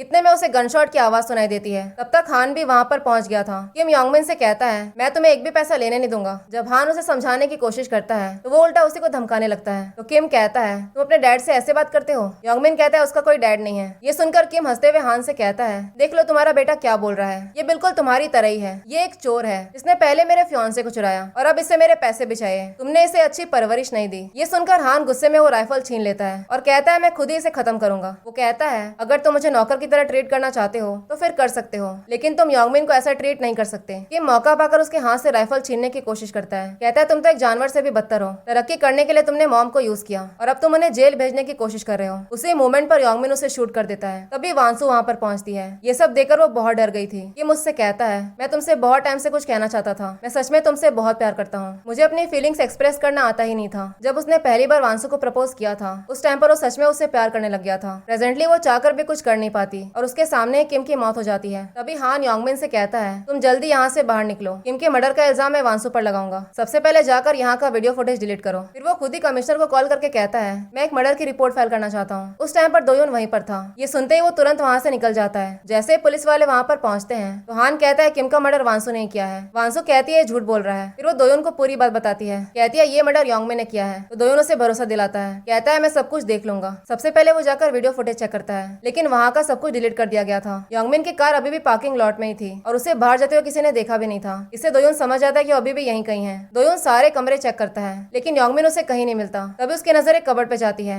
वो वहीं पर छुपा हुआ था। सबसे पहले वो उसके हाथों को प्लास्टिक से रैप करता है, क्योंकि अभी भी उसके हाथों पर गन पाउडर लगा हुआ था। इस बात से ये प्रूव हो जाएगा कि इसी ने किम को शूट किया था। फिर हमें प्रोसिक्यूशन ऑफिस का सीन दिखाया जाता है, जहाँ पर वो लोग मिस्टर हान का लॉकर तोड़ रहे थे। अंदर उन्हें वही यूएसबी मिलता है। दूसरी तरफ फॉरेंसिक रिपोर्ट से ये बात प्रूव हो जाती है कि गोली योंगमिन ने ही चलाई थी और जब पहली गोली चली थी उस टाइम पर वांसु घर के बाहर थी। दोयोन ये बात प्रूव कर देता है कि वांसु ने कुछ भी नहीं किया है। तभी कमिश्नर आकर उसे बताता है मीरान को अरेस्ट कर लिया गया है। उसने कन्फेस कर दिया कि वांसु पर उसी ने अटैक करवाया था, इसीलिए वांसु उससे मिलने आती है। कहती है मुझे पता है आपने ये सब नहीं किया है, फिर आप झूठ क्यों बोल रहे हो? आप हान का सारा इल्जाम अपने ऊपर ले रहे हो। अभी भी आप मुझ पर चिल्ला रहे हो। कम से कम अभी तो होश में आ जाओ। फिर अगले सीन में वांसु दोयोन को बताती है सारे बोर्ड मेंबर्स ने ये फैसला किया है कि वो लोग मिस्टर हान को हवाइन ग्रुप का सीईओ बनाने वाले हैं। दोयोन कहता है मुझे पूरा भरोसा है। मिस्टर हान ने मीरान को ब्लैकमेल किया है ताकि वो सारा इल्जाम अपने सर पे ले ले। इसका मतलब तो यही है कि मिस्टर हान ने वो डॉक्यूमेंट प्रोसिक्यूशन वालों को दिए हैं और मेरे पास प्रूफ है। जब तुम्हारा भाई मिस्टर हान को डॉक्यूमेंट दे रहा था, इस चीज से हम इस बात को प्रूफ कर सकते हैं कि हान ने ही जिनको तुम्हें मारने का ऑर्डर दिया था। अब जब वो ऑफिस पहुंचता है तो हान सीईओ के चेयर पर बैठा हुआ था। कहता है अमीर लोग बहुत ही कमजोर होते हैं। दोयोन कहते तुम्हारे लालच की वजह से बहुत लोग की जान गई है। तुमने जो कुछ भी मेरे फ्रेंड के साथ किया उसके बाद मैं तुम्हें जाने नहीं दूंगा और यही जस्टिस है। हान कहता है तुम जस्टिस की बातें कर रहे हो? हवाइन मेरी वजह से यहाँ तक पहुँच पाया, सब कुछ मैंने किया है। मीरा ने तो कुछ भी नहीं किया। जो पैसे चेयरमैन ने फाउंडेशन को दिए हैं वो सारे पैसे मुझे चाहिए। अगर तुमने मेरी मदद की तो फिर मैं तुम्हारी मदद करूंगा। तुम आराम से अब्रॉड में रह सकते हो। तो दोयोन हंसते हुए कहता है तुम्हारे लिए सब कुछ खत्म हो चुका है। तुम्हारी सबसे बड़ी गलती है तुम्हारा लालच। तुमने एक बहुत बड़ी गलती कर दी है कि तुमने खुद ही वो डॉक्यूमेंट प्रोसिक्यूशन वालों को दे दिए। मेरे पास एक वीडियो है जिसमें वांसु का भाई वो डॉक्यूमेंट तुम्हें दे रहा था। अगर तुमने वो डॉक्यूमेंट प्रोसिक्यूशन वालों को सबमिट नहीं किया होता और अगर तुमने मीरान को इन सब में नहीं फंसाया होता तो ये बात कभी प्रूव नहीं हो पाती कि इतने टाइम से तुम्हें जिनको ऑर्डर दे रहे हो। उसी टाइम पर प्रोसिक्यूशन वाले वहाँ पर पहुंच जाते हैं और हान से कहते हैं तुम्हें 2 लोग के मर्डर के लिए अरेस्ट किया जाता है। फिर अगले सीन में दोयोन वांसु से मिलने आता है। वो उसे अपना रेजिग्नेशन लेटर देता है। वांसु पूछती है क्या तुम दोबारा से पुलिस फोर्स ज्वाइन करने वाले हो? तो दोयोन कहता है तुम्हें अब बॉडीगार्ड की जरूरत नहीं है क्योंकि तुम अब बिल्कुल सेफ हो। वांसु कहती है तुमने मेरी बहुत मदद की। तो दोयोन कहता है तुमने भी मेरी बहुत मदद की, तब जाकर मैं रिवेंज ले पाया। मुझे प्रॉमिस करो कि तुम हमेशा खुश रहोगी। दूसरी तरफ मीरान को रिलीज कर दिया गया था क्योंकि ये बात प्रूव हो गई थी कि सारे मर्डर के पीछे मिस्टर हान का हाथ है। वो वांसु से कहती है तुम तो बहुत खुश होगी कि तुम जीत गई, तो वांसू कहती है मुझे इस बात से कोई फर्क नहीं पड़ता कि कौन हारता है और कौन जीतता है। फिर मीरान योंगमिन से मिलने आती है, कहती है किम के साथ जो कुछ भी हुआ वो तुम किस्मत समझ के भूल जाओ। मुझे उस गोल्ड बार के बारे में पता है, हान ने उसे अभी भी संभाल के रखा है, दोबारा से कभी हान पे भरोसा मत करना। तो योंगमिन पूछता है कि आपने उस गोल्ड बार की वजह से सारा इल्जाम अपने ऊपर लिया। मीरान कहती है तुम्हारा नाम यूज करके उसने मुझे ब्लैकमेल किया, तुम उस गोल्ड बार के बारे में भूल जाओ, मैं इस बारे में किसी को नहीं बताऊंगी, ये सब कुछ कभी बाहर नहीं आएगा। जेल में भी हान बहुत ही आराम से बैठा था, जैसे कुछ हुआ ही ना हो। तभी योंगमिन वहाँ पर आता है, वो उसका गला दबाने लग जाता है, कहता है तुमने मुझे यूज करके मेरी मॉम को ब्लैकमेल किया, तुम्हें पता भी है मैंने इतनी बड़ी गलती क्यों की, क्योंकि तुम एक पैरासाइट हो, सब कुछ तुम्हारी वजह से हुआ है, तुम इतने वर्थलेस हो कि आज तक मेरी पूरी लाइफ में मुझे किसी ने इज्जत नहीं दी। इतने टाइम तुमने उस गोल्ड बार को संभाल के रखा ताकि तुम उसे मेरे अगेंस्ट यूज कर सको। हान कहता है अगर तुमने मुझे मार दिया तो फिर तुम कभी यहाँ से बाहर नहीं निकल पाओगे, मैं तुम्हारा डैड हूँ। तो योंगमिन कहता है मैं तुम्हारा बेटा नहीं हूँ और कभी खुद को मेरा डैड समझना भी मत, तुम्हें तो जिंदा रहने का भी कोई हक नहीं है। फिर अगले सीन में जब मीरान ऑफिस आती है तो अपने बाजू में किम को इमेजिन करती है जैसे वो हमेशा वहाँ पर बैठा करता था। वो सारे बोर्ड मेंबर्स से कहती है कि जितने भी पैसे चेयरमैन ने छोड़े हैं वो सारे पैसे फाउंडेशन को दे दिए जाएंगे और वो पैसा लोगों के भले के लिए यूज किया जाएगा। फाइनली मीरान सुधर गई थी। फिर यहाँ से हमें 1 साल बाद का सीन दिखाया जाता है जहाँ पर वांसो अपने फाउंडेशन के लोगों के साथ किसी दूसरे कंट्री जा रही थी। वो पिछले 1 साल से लोगों के लिए काम कर रही थी, जितने भी पैसे चेयरमैन ने छोड़े थे सारे पैसे लोगों के भले के लिए यूज किए जा रहे थे ताकि ये दुनिया एक बेटर प्लेस बन सके। तभी वो अपने सामने दोयोन को देखती है और ये लिटरली इस सीरीज का सबसे बेस्ट सीन था। दोयोन कहता है हम लोग बहुत दिनों से मिले नहीं। तो वांसो कहती है मुझे अब बॉडीगार्ड की जरूरत नहीं है। दोयोन कहता है मैं अब कोई बॉडीगार्ड नहीं हूँ। वो उसे फाउंडेशन का जैकेट दिखाता है, कहता है मैं तुम्हारे साथ वॉलंटियर वर्क करने आया हूँ, अब मैं भी तुम्हारे फाउंडेशन के लिए ही काम करूंगा। फाइनली इनकी हो जाती है हैप्पी एंडिंग। ये सीरीज मुझे बहुत पसंद आया, लिटरली एकदम कंफर्ट जोन ड्रामा था। मुझे कमेंट करके जरूर बताएं कि आपको ये ड्रामा कैसा लगा। अगर आप लोगों को मेरी एक्सप्लेनेशन पसंद आई हो तो आप लाइक शेयर और सब्सक्राइब कर सकते हैं। Thank you for watching.